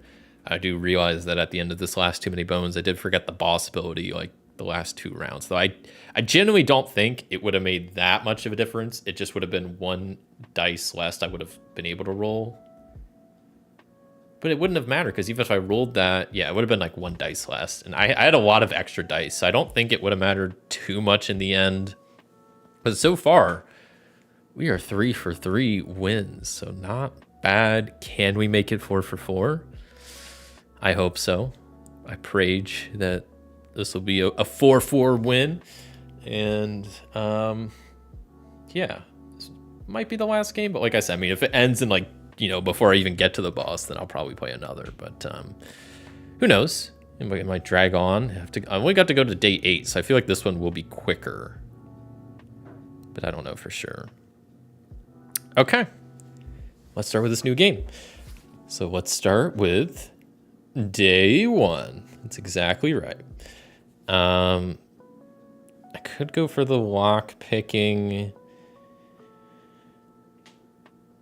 Oh, yeah, I think I will, because I don't really like that troll romper.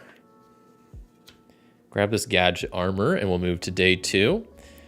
And I want to start dealing with some. The main reason I grabbed that, not that it's super good.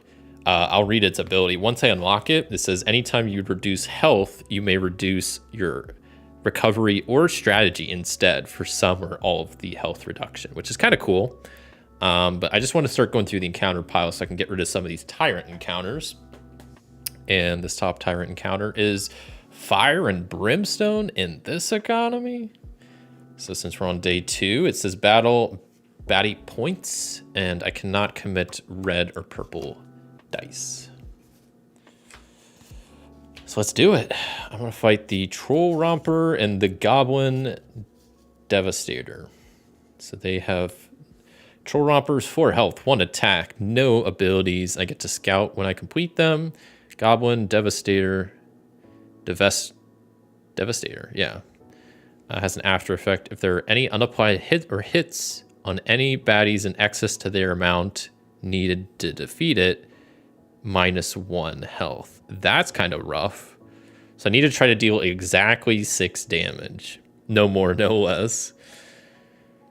And their ability is place 1 banished dice back in your pool. I don't have any banished dice, so both of these kind of suck.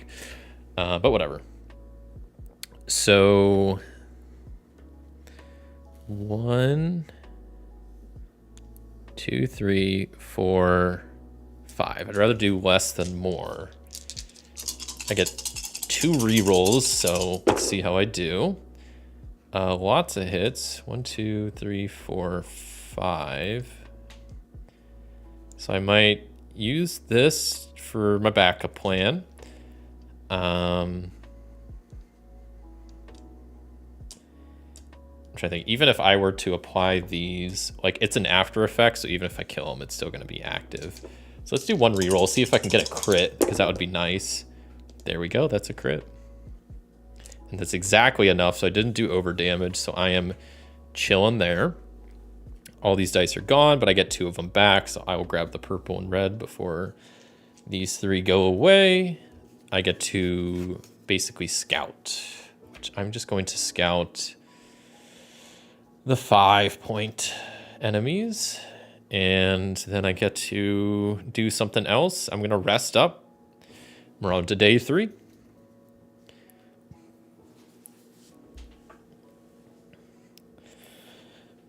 Okay.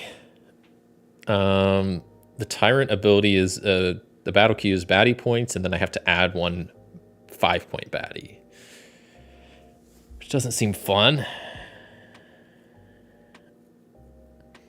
Because we're on day 3, so that would be 2 level 1s and a level 5. Which doesn't seem good.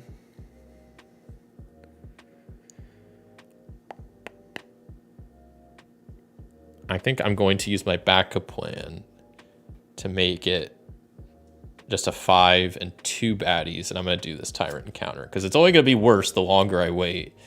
So I'll do the doomed experiment, the clay golem, and the orc grunt. So doomed experiment says at the start of each engagement, exhaust all dice slotted into your backup plan. That's also the reason why I use that dice.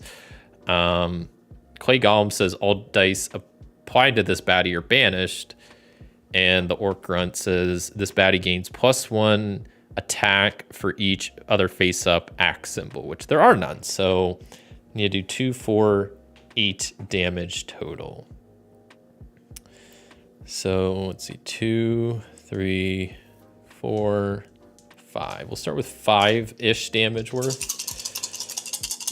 We can get some maybe good rolls here. Okay.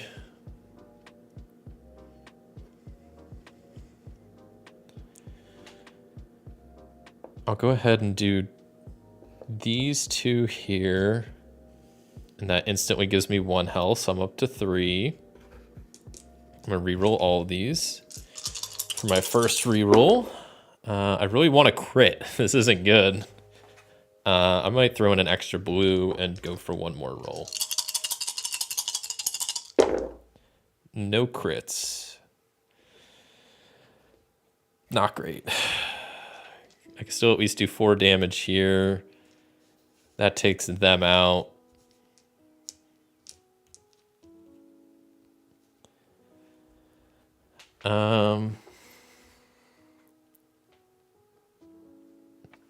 And then I guess I get to do the whole, so I suffer damage. I take 1 damage from that guy that's still alive.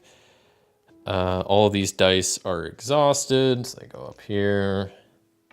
This guy goes away. This I get to add to my inventory, which has the vicious cycle item, which says the backup plan extension 4, immediately defeat and discard a non-tyrant baddie. Pretty sweet. They did the damage already. I get to, I'm gonna slot that, I guess, into my backup plan. I get to recover 2 dice, so I'll grab a purple and a red. And then we're back at it. I just need to roll a crit. That's all I need. So I'm gonna roll a yellow and just hope for a crit. You'll roll a yellow and a green, because I have 3 rolls. The odds seem good, so that's no good there. Second roll, there's a crit. There we go. I'll put the yellow in my backup plan as well.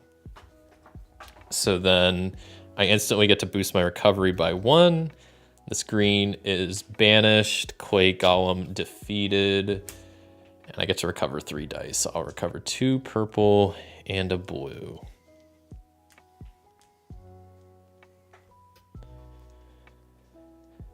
And then since I fought some enemies, I get to do a cleanup, and I will just rest to gain some health back.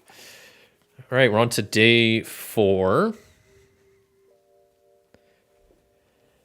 And I'll probably use a backup plan to bump it to to 5 points, so I could just fight a level 5 enemy. And I think I will. So I use my blue dice for my backup plan. So I'm fighting 5 points worth of enemies, and I will fight this Troll Savant, which says dice cannot be applied to other baddies. Well, there aren't any, so I don't care. So that's 2, 3, 4. Let's hope this is good. Get a crit or 2. Okay, there's a crit, so that's 2 damage.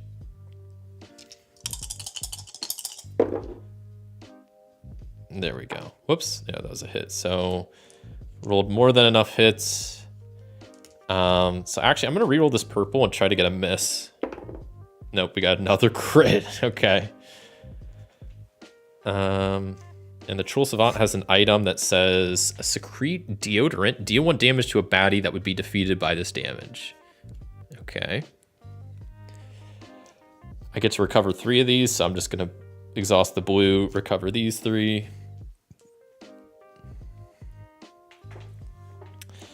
Get to do something with my last cleanup. So I can scout or rest, and I will scout. We're on to day 5. I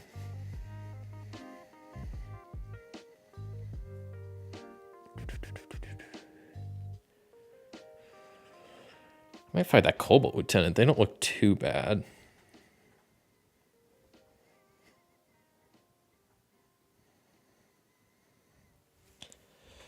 Sure, I'll fight the Cobalt Lieutenant. Their ability says, at the end of this engagement, -1 health if this baddie is defeated but other undefeated baddies remain. And they only have 4 health. And I'm going to try to just do 3 to them and then use my secrete deodorant on them and hope for the best here. So or I could, if I get double crits, I mean, that would be even better. And there's 1 crit, so I get 2 more rerolls to try to get another crit. First reroll is no good. Come on.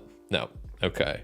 But that's 3 damage, and then I can use my secrete deodorant to deal the 4th damage. They are dead. I get to recover 3 dice, so I actually get a dice back for once. Get a little bit of a surplus there. And their item is I get to increase my strategy stat by 1. So, hey, look at us go. I'm going to scout this because I can see that the next card is a tyrant card, and I kind of want to get to that. So day 6.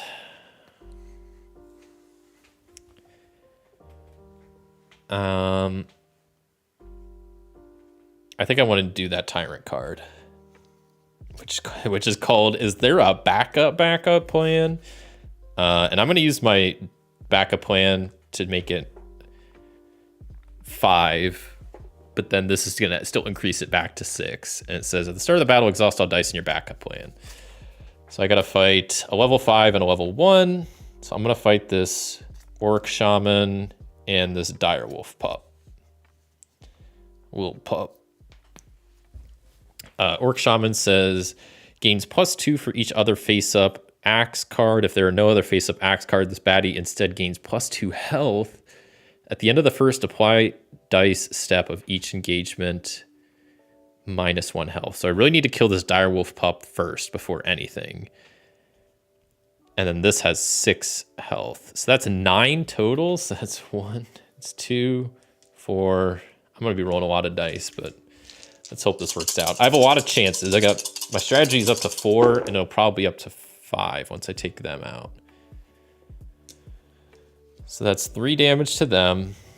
They're dead. Now my strategy is up to 5.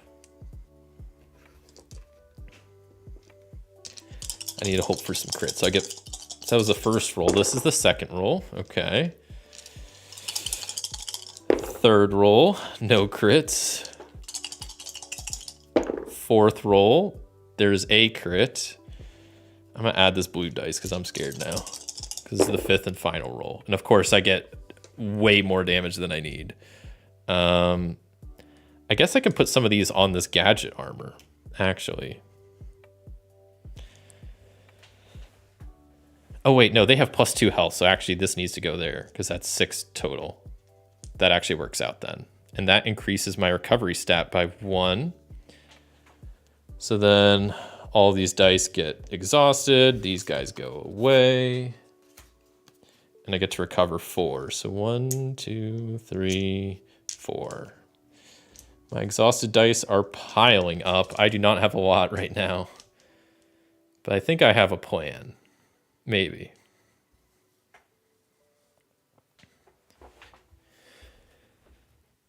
Because we're up to... Well, first I can do something. I think I'll scout... I guess I'll scout level 1s. Actually, I'll just heal up. That's probably better. We're up to day 7.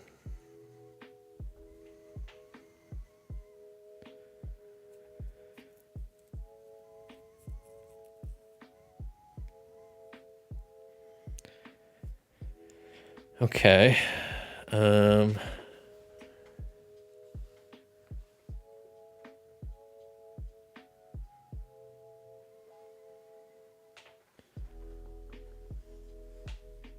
7. Dang. So I'm going to have to do this stone golem, dragon whelp, and this krelp. And I have to skip the recover dice step. I believe special even, I'll double check this, but special effects I think happen even if it's defeated, right? I need to double check that. Because I know like the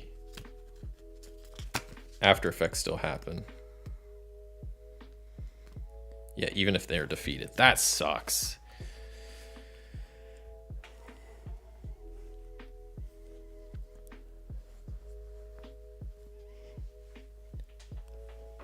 Though if I use my doomed experiment ability, that could be kind of helpful. I need to take out the dragon whelp first. So I'm gonna just roll and figure it out after I roll. Okay, terrible first roll. Let's get roll number 2 going. I need to get like some more crits and hits here. Okay.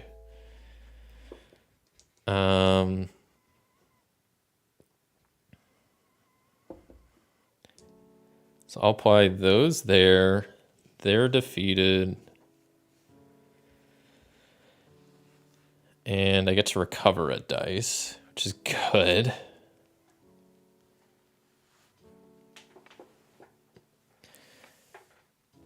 That was my second roll, right? So I get 3 more. Third roll, nothing. Fourth roll, there's a crit.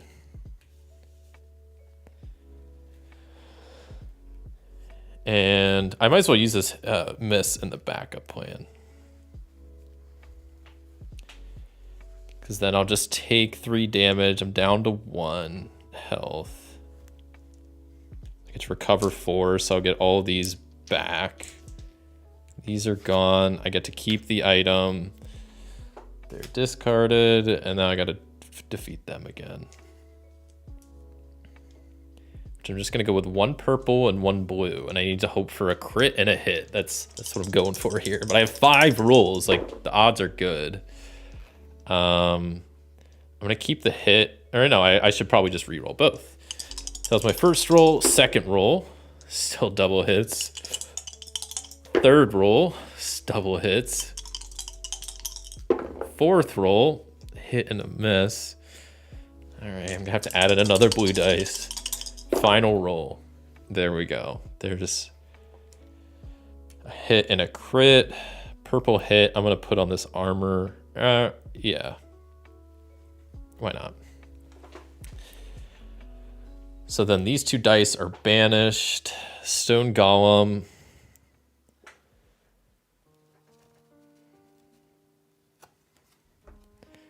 I'm gonna get rid of this Krelp. I think also I wasn't supposed to recover dice because of the Krelp, and I totally forgot. My bad. That's another rules mess up.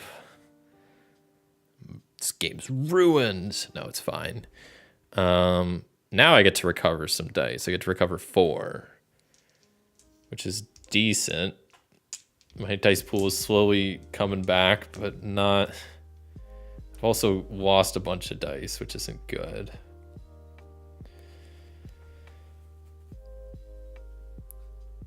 And we're on to... Well, I'm going to rest up to get some health back, but this is not looking good. I only have at 2 health. That's not great. My character is not upgraded. It is day 8. I could fight the boss, but I don't think I want to right now. But if I don't, I'm going to have to fight a lot of enemies.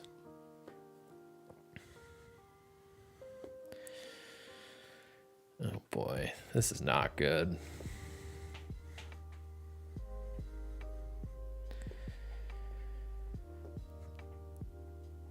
I might try to do this last tyrant encounter, and then I'll try to fight the boss, because this says I'm going to use the blue dice to make it 7 points worth of enemies. So I got to fight this guy and 2 level 1s. And start your battle. Choose a baddie with the highest health, which is this miniphage. All criticals applied to this baddie are banished. So I can't do criticals, but luckily they only have 3 health. That's kind of why I did this now. I can only attack them if there's no other undefeated enemies. Goblin Bomber has an after effect. If there are any misses in the active area, banish one of them. And then the Owlbear says has +1 health for each other face up. So they actually are the one that has the most health because they have 4.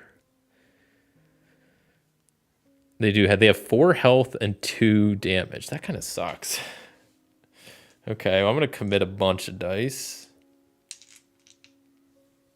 because I'm nervous now. It's 4, 2, it's 6. I have to do like 9 damage. I need a lot of crits here.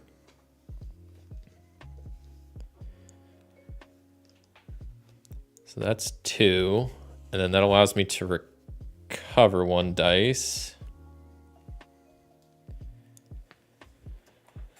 I can also use my blue and my red, and I'm going to do this to finish lock picking my gadget armor and unlock that. And then these go back in my dice pool. Now my dice pool is all messed up.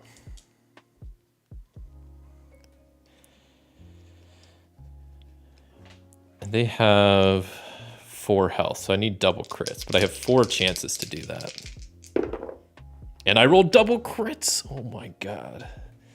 Slot up to 2 exhausted dice into your backup plan. I can do at least 1. This guy is going to do 2 damage to me, which would have killed me if I didn't just craft my gadget armor, or I guess lockpick it. Because my gadget armor says anytime you would take damage, you can reduce other stuff. So I'm going to reduce my strategy by 1 and my health by 1. And I guess I'm actually not going to... Well, I will put this here because then these 2 are gone. These are just level 1s. I'll recover these 3 and a yellow. And my dice pool is looking okay now. And this is nice because I'm getting another tyrant card out of the way. And now I just need to do 3 damage, which I think I could do pretty easily with like a purple and a red. I just need a crit, and I have 4 chances to do it. First try, I get it. So that's good. That's exhausted. I can recover 4 dice, and I have all my dice back. Well, all of them that aren't banished are used for my backup plan.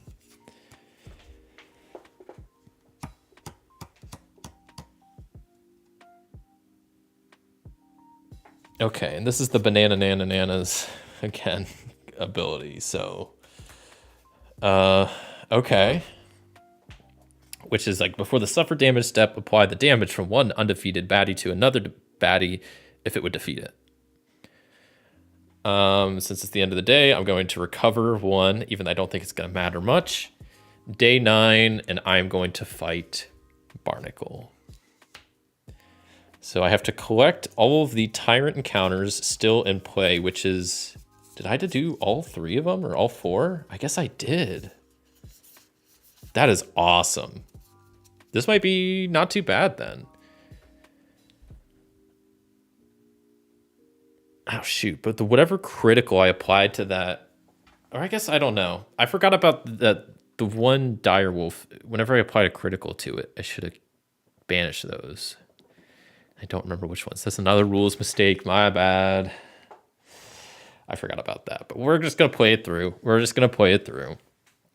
Yeah, collect all tyrant encounters still in the encounter stack and place them tentacle side face up in the active area, which there aren't any. So hits cannot be applied to Barnacle till all of the Barnacle tentacles are defeated. They're already all gone. At the start of each engagement, if Barnacle is the only active baddie, choose one of the following options 3 times. So you either have to discard an item. Dang. I think I just win though. Like this is kind of, I mean, even, I'm gonna like discard. I'm gonna banish like 2 dice because I'm pretty sure I rolled a crit with this and this just to balance it out, like from that last round.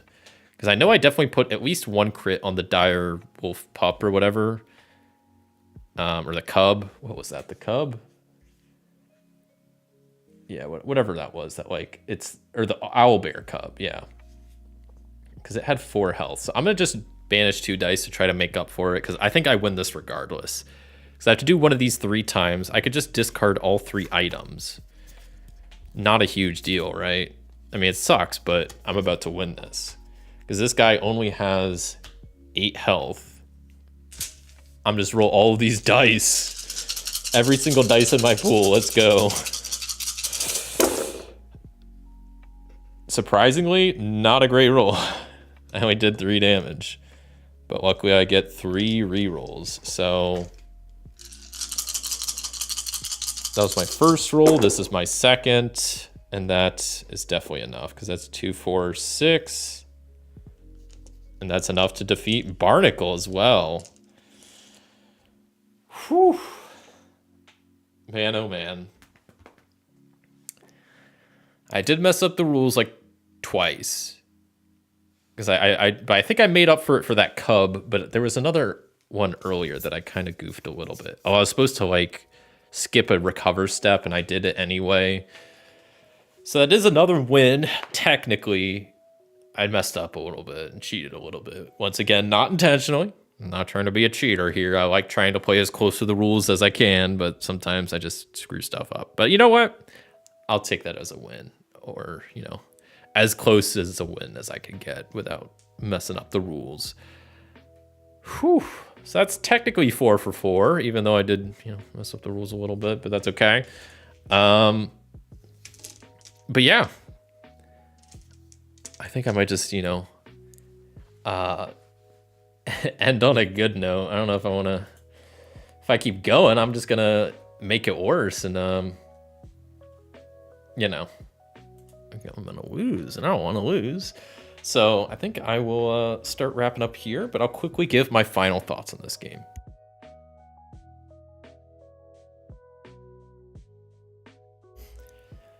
So, my final thoughts. I should say, first off, this is my first chip theory game.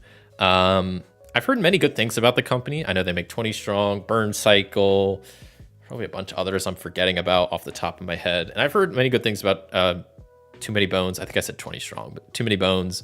Burn Cycle I've heard is pretty good. I've heard one thing is like they have really good component quality.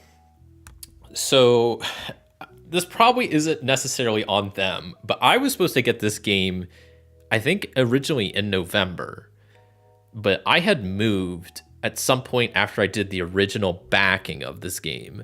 And so my address changed, but I went through the proper channels on the crowdfunding to give them my address change, and they sent me confirmation that they got my address change. And then when it came to time to shipping the game, they shipped it to my old address. And I'll be honest, I kind of forgot about it for a while. And I tried to call my old place, and I wasn't getting any luck there. I tried to send multiple emails to Chip Theory. Didn't really get a response for a while until eventually I did. And eventually I got the game. I don't think I got the game till either January, or I think it was sometime in February is when I finally got the game. So a couple months late. Not trying to hold it against them, but also not the best first impressions for me for this company. Also, I remember, since people got this game months before me, I had heard lots of talk on the crowdfunding and also on Board Game Geek about the smell of this game. That the dice stunk. It stunk the whole box, the whole cards. I even saw when I was like, at some point I was looking through some of the reviews, some people, at least one review said something like, this game is unplayable. And I think they even said like they threw it out. They gave it 1 star because the smell was so bad. And so, of course, I assumed this is just people on the internet over exaggerating and whatnot. So I was very curious to see how bad the game smelled when I got it. Because essentially what happened was these dice, when they're made in the factory, normally are given a certain amount of time to air out. And it sounds like they weren't given the proper amount of time to air out. So the dice smelled and made the whole box smell, all the cards smell. So I was very anxious when I got the game. Did it smell? Were the people on the internet overreacting? And the answer to both of those is yes. Yes, it did smell, but I also think people were way overreacting. It smelled bad. The smell was very strong. The best way I could describe it is if you've ever worn like a Halloween mask that's like a rubbery mask, like that latex smell. The dice, the whole box, all the cards reeked of it. At least the Sword Sentinel cards. All the other, like the other expansion boxes were all separate, so those didn't smell. But all the original components, they all reeked of this like plasticky latex smell. And it definitely was bad. I don't think it was as bad as everybody was hyping it out to be. Like, if I had the components like this far away, you could definitely smell it. And if you got up close, like it was a strong smell. But I did what the company mentioned to do, was just let the components air out. Put them near a window, put them near a fan, give them a bit, and they'll air out. And now, even putting them right up to my nose, I don't smell it anymore. So it definitely was bad at first. And I know some people might have more sensitive noses than others, so I get it. It might be more of like an issue for others. And I'm not going to say it wasn't bad, but I think throwing the game out is an over-exaggeration. And all these people like asking for refunds is an over-exaggeration. I think they were just wanting to be mad about something. The game did smell, but letting it air out, not a huge issue anymore. So, 2 not good starts for the game. And I was also definitely hesitant, with this being a primarily dice-focused game. While I do like dice games, while I like some dice games, I don't like others, because with dice, they're inherently random. And I think you need a fair amount of luck mitigation to make dice games really work, to kind of control the randomness a little bit. So I was kind of nervous when I got this, like, how random would it be? And first couple games definitely were bad. I lost a lot when I was still figuring out the rules, figuring out the strategies and whatnot. But I think overall, while I think it's definitely on the harder end, even on the easiest difficulty. The luck mitigation is there, and it's not too bad. But it's like a lot of the luck mitigation comes from cards, which is like you're kind of relying on getting the right cards to get like your stats boosted or getting dice recovered. So yeah, it's maybe not as, I don't want to say it's not as easy as I would like, but I think that's kind of what I'm getting at, is like it's definitely a tough game, even on the easiest difficulty. And it's like with the Too Many Bones games, there's also 5 different rankings that you can do to make it harder and harder. So I think overall as a dice game, it's good. It's challenging. You got to play it a few times to learn the rules, get the strategies down and whatnot. But overall, I don't think it's punishingly hard. Today I played 4 games, and even though I may have messed a few rules up along the way, we got 4 wins. So I think that says something. And I also haven't been playing this game long. I literally just played my first game at some point last week. I've played less than 10 games total, so haven't played it a crazy amount. And Too Many Bones, I just played for the first time yesterday. So still very new to this, but I'm starting to get the hang of it now. And I think, there's definitely a good amount of room for strategy in there and whatnot. So yeah, overall, I like this game. Not crazy about it, but I think for this type of game, it's one of my favorites. I think the easiest comparison I can make to a very similar type of game when I was playing this is something like One Deck Dungeon. Which One Deck Dungeon was one of my first solo games, and while it holds a special place in my heart, it's not one I particularly like anymore because I find it to be extremely luck dependent, and honestly, I don't find it that fun, to be honest. I think this is a lot better on the luck and the fun factor. Like, I think it's just more fun at the end of the day. I think it plays probably more quick than One Deck Dungeon, maybe about the same. The setup is probably about the same, maybe a little bit quicker with this. And so, yeah, overall, I mean, I like the game. It's definitely one I will keep.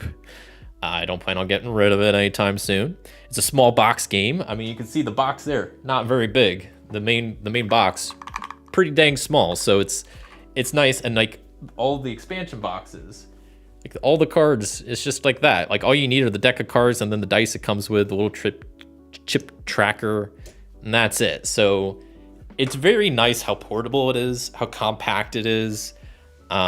Which I'm a big fan of. And I kind of just touched on this, but I also really like that there's not a lot of setup to it. And to reset it while playing, there's not much to it. Because especially with Solar Sentinels, I've heard, and I've had this happen, not really happen, but close, almost had it happen, where you can lose that game in the first round, which I don't think is good. I think that's not great game design. But also it doesn't happen often. And if it does happen, it's super quick to reset, like maybe a max of like 2 minutes to reshuffle the encounters, and you're going again, just resetting up your dice, and you're rocking and rolling. So I think if this was like a bigger game that had a lot more components to reset and upkeep, like it would be worse on the luck factor. But I think the fact that it's so small and compact, easy to set up and easy to reset, does help that even if it is very unlucky at times, it's not that much of a big issue to just quickly reset it and play another game. So yeah, overall, I was pleasantly surprised. I wasn't sure how much I was gonna like it, because like I said, it's just a dice rolling game, which is gonna be kind of, hit or miss on luck. But overall, I do really enjoy it. The more I've been playing it, the more I've been enjoying it. I do like how different like this Too Many Bones feels than Solar Sentinels. I think after playing them both, Too Many Bones feels more difficult. I mean, as you can see, the main difficulty is I feel like there's a lot less ways to recover dice, so you're working with a lot less dice, which maybe that's just part of the game. Like that's just Too Many Bones is built around having less dice to have access to. Because I mean, all the games, like, yeah, I didn't have a lot of dice, but I was able to get by fine, even though, like I said, I kind of messed up a few rules along the way. But yeah, if you were going to play a game, would you pull this one out, or are there other games? This one out, or are there other games would you rather play? I mean, in this style of game, if I'm looking for like a dice rolling like game, like I said, the best comparison I can make would be One Deck Dungeon, which I would definitely play this over One Deck Dungeon. Mini Rogue is another like kind of dungeon crawling dice fighting game, which Mini Rogue I was okay on, but I definitely like this more than that. Trying to see some other comparisons, but I think it's like a solo like dice game. It's really solid. I like it. It's definitely not,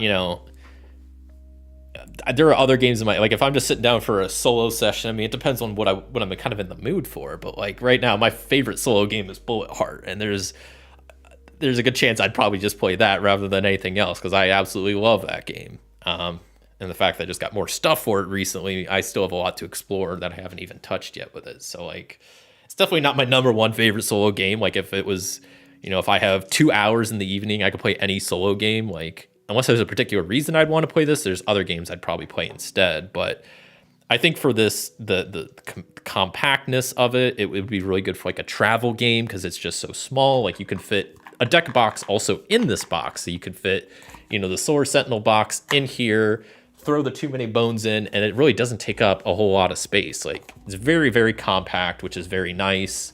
Like I said, once you get the hang of it, it plays pretty quick. I mean, we got through 4 games in a rules explanation and me yapping at the beginning in like 3.5 hours. So that's pretty good. And they all felt pretty different. And like I said, I still have a whole nother box of this Victorum box. I have literally not even opened this yet. So I don't know how different it plays, how different the characters are. Gosh, I haven't even started exploring that. I think this is like a game that they plan on keep releasing like extra boxes for, and that you just need to buy the base game and then the extra boxes and you're good to go, which is really cool.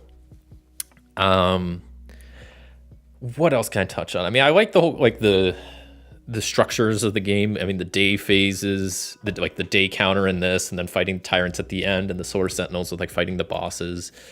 Pretty standard structure, but I think it works pretty well for these. I like the characters. They're all very different. There's like, I think 6 of each in each box. Yeah. 5. I think maybe there's 5 in Too Many Bones and 6 in Solar Sentinels or something. So there's a good amount of variability.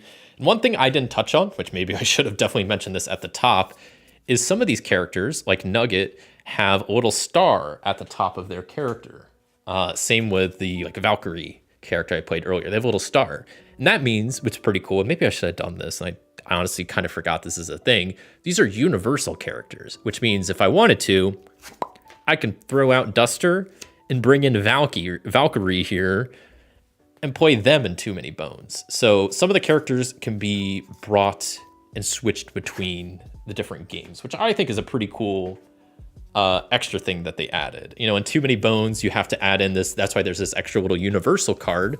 So because Valkyrie here doesn't have her own backup plan, so you'd have to pair this with that. And but not all characters, like in the Solar Sentinels, I think 1, 2, 3, 4 of the 6 characters are universal. So I could pull over 4 of them into here. And I think the only reason these 2 don't is this one deals with mission specific stuff, and this one deals with 2 enemies, which don't apply in other games. There's stuff specific for Solar Sentinels, so that's why you can't really bring them over to other games. But I think that aspect is really cool. It would probably add to the replayability. It'd be fun bringing in some of the Solar Sentinels over here to Too Many Bones. And to be honest, if I remembered that, I probably would have done that for one of my games. But yeah, overall, I like it. I'm going to, in my little final thoughts here, I'm going to try to give a rating to these games. So I really like the Board Game Geeks rating scale.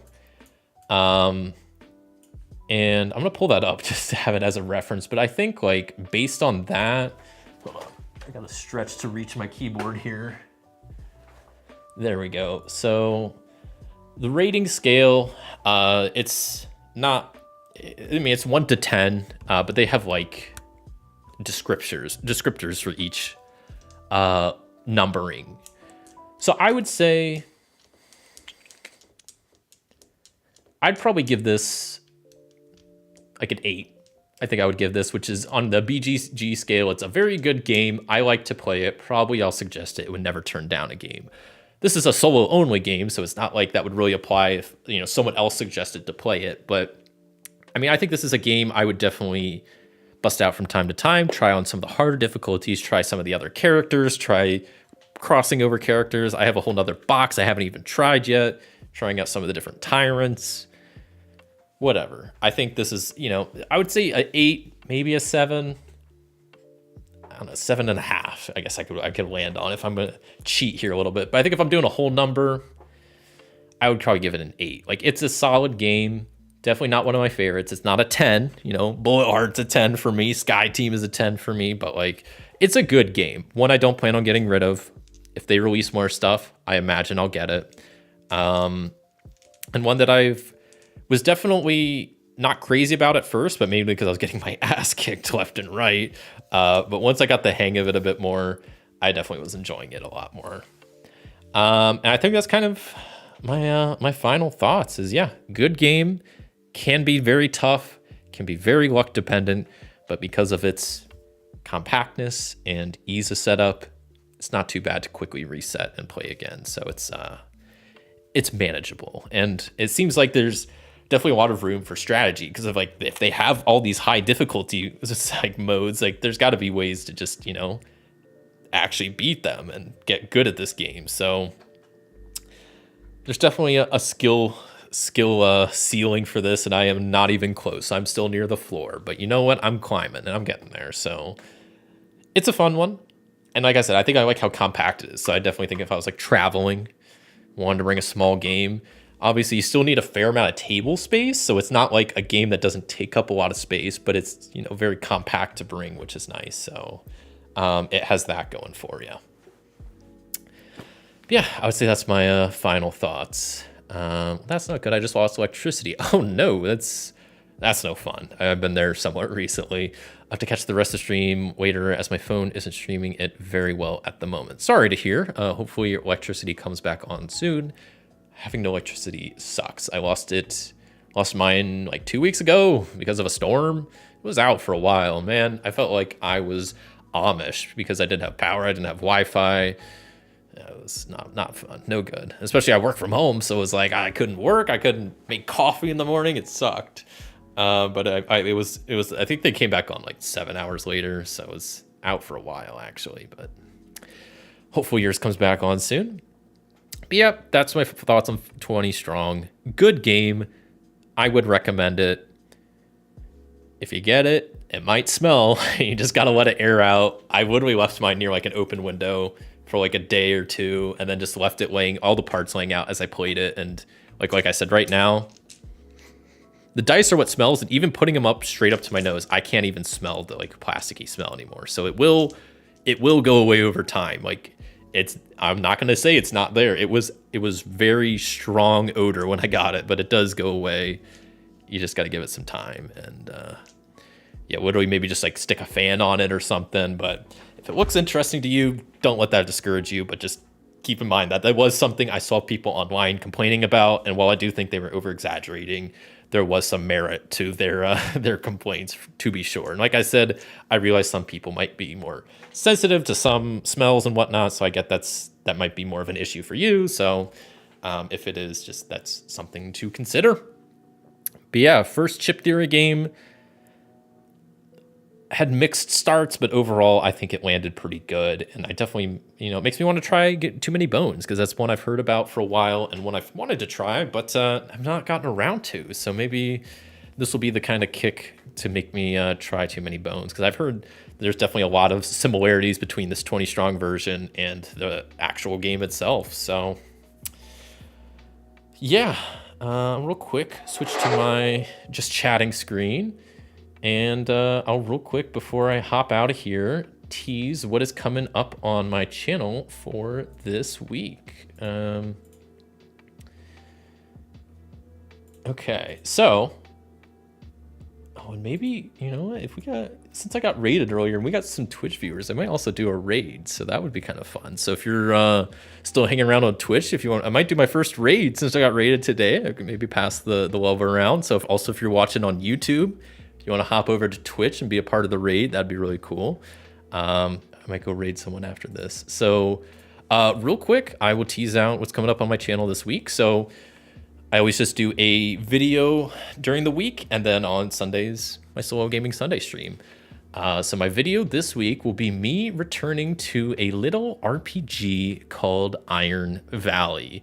One RPG I am so fond of. I very much enjoy Iron Valley. It's based on Ironsworn Starforged, but made in the style of something like Stardew Valley or Animal Crossing.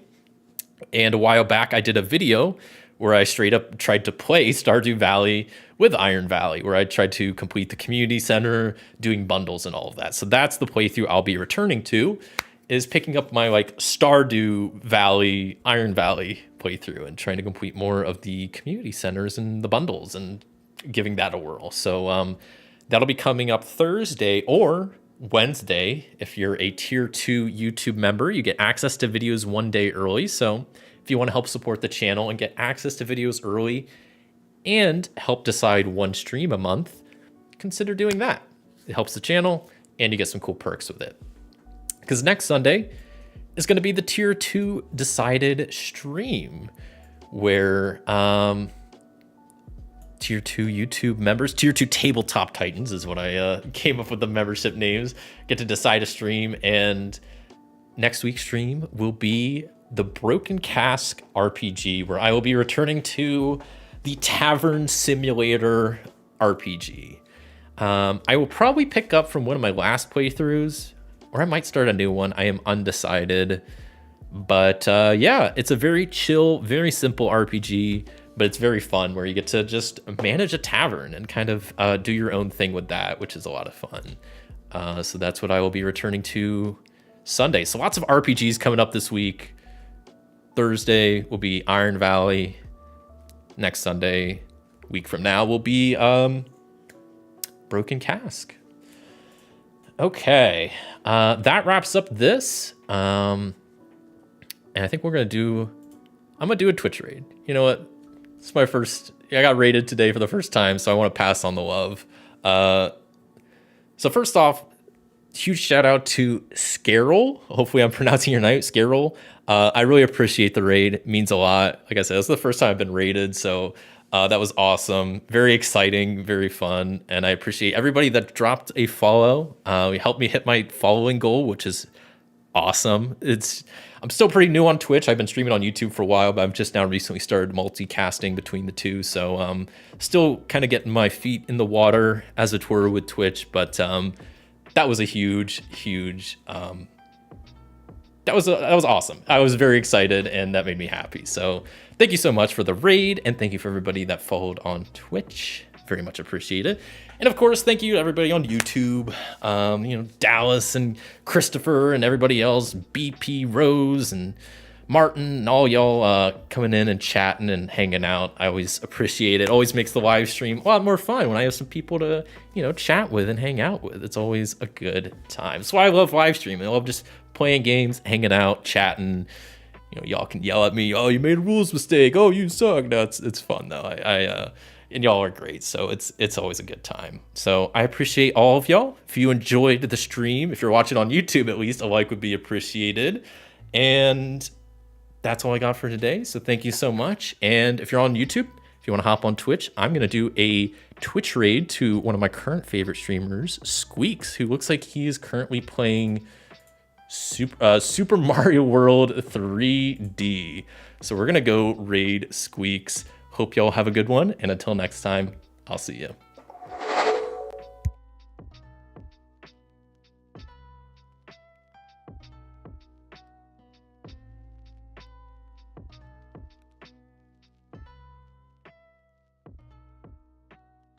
Have a good week, everybody. Go roll some dice and fight some enemies. It's a good time. Also, I guess we're not doing the raid. I don't know why I keep saying we're unable to raid. Can we raid Alveus? Is there like a limit, or am I just... Oh, we can raid Alveus. Okay. We're going to raid Alveus Sanctuary, this really chill animal sanctuary. Watch some animals. Let me try Squeaks one more time. I don't know. He might have like a limit set. I don't know why it's not letting me. Okay, well... I still want to raid somebody, so we're gonna raid Alveus, and you can watch some animals, and it's pretty cool. And yeah, hope y'all have a good day. Hope you have a good week, and I'll see y'all next time.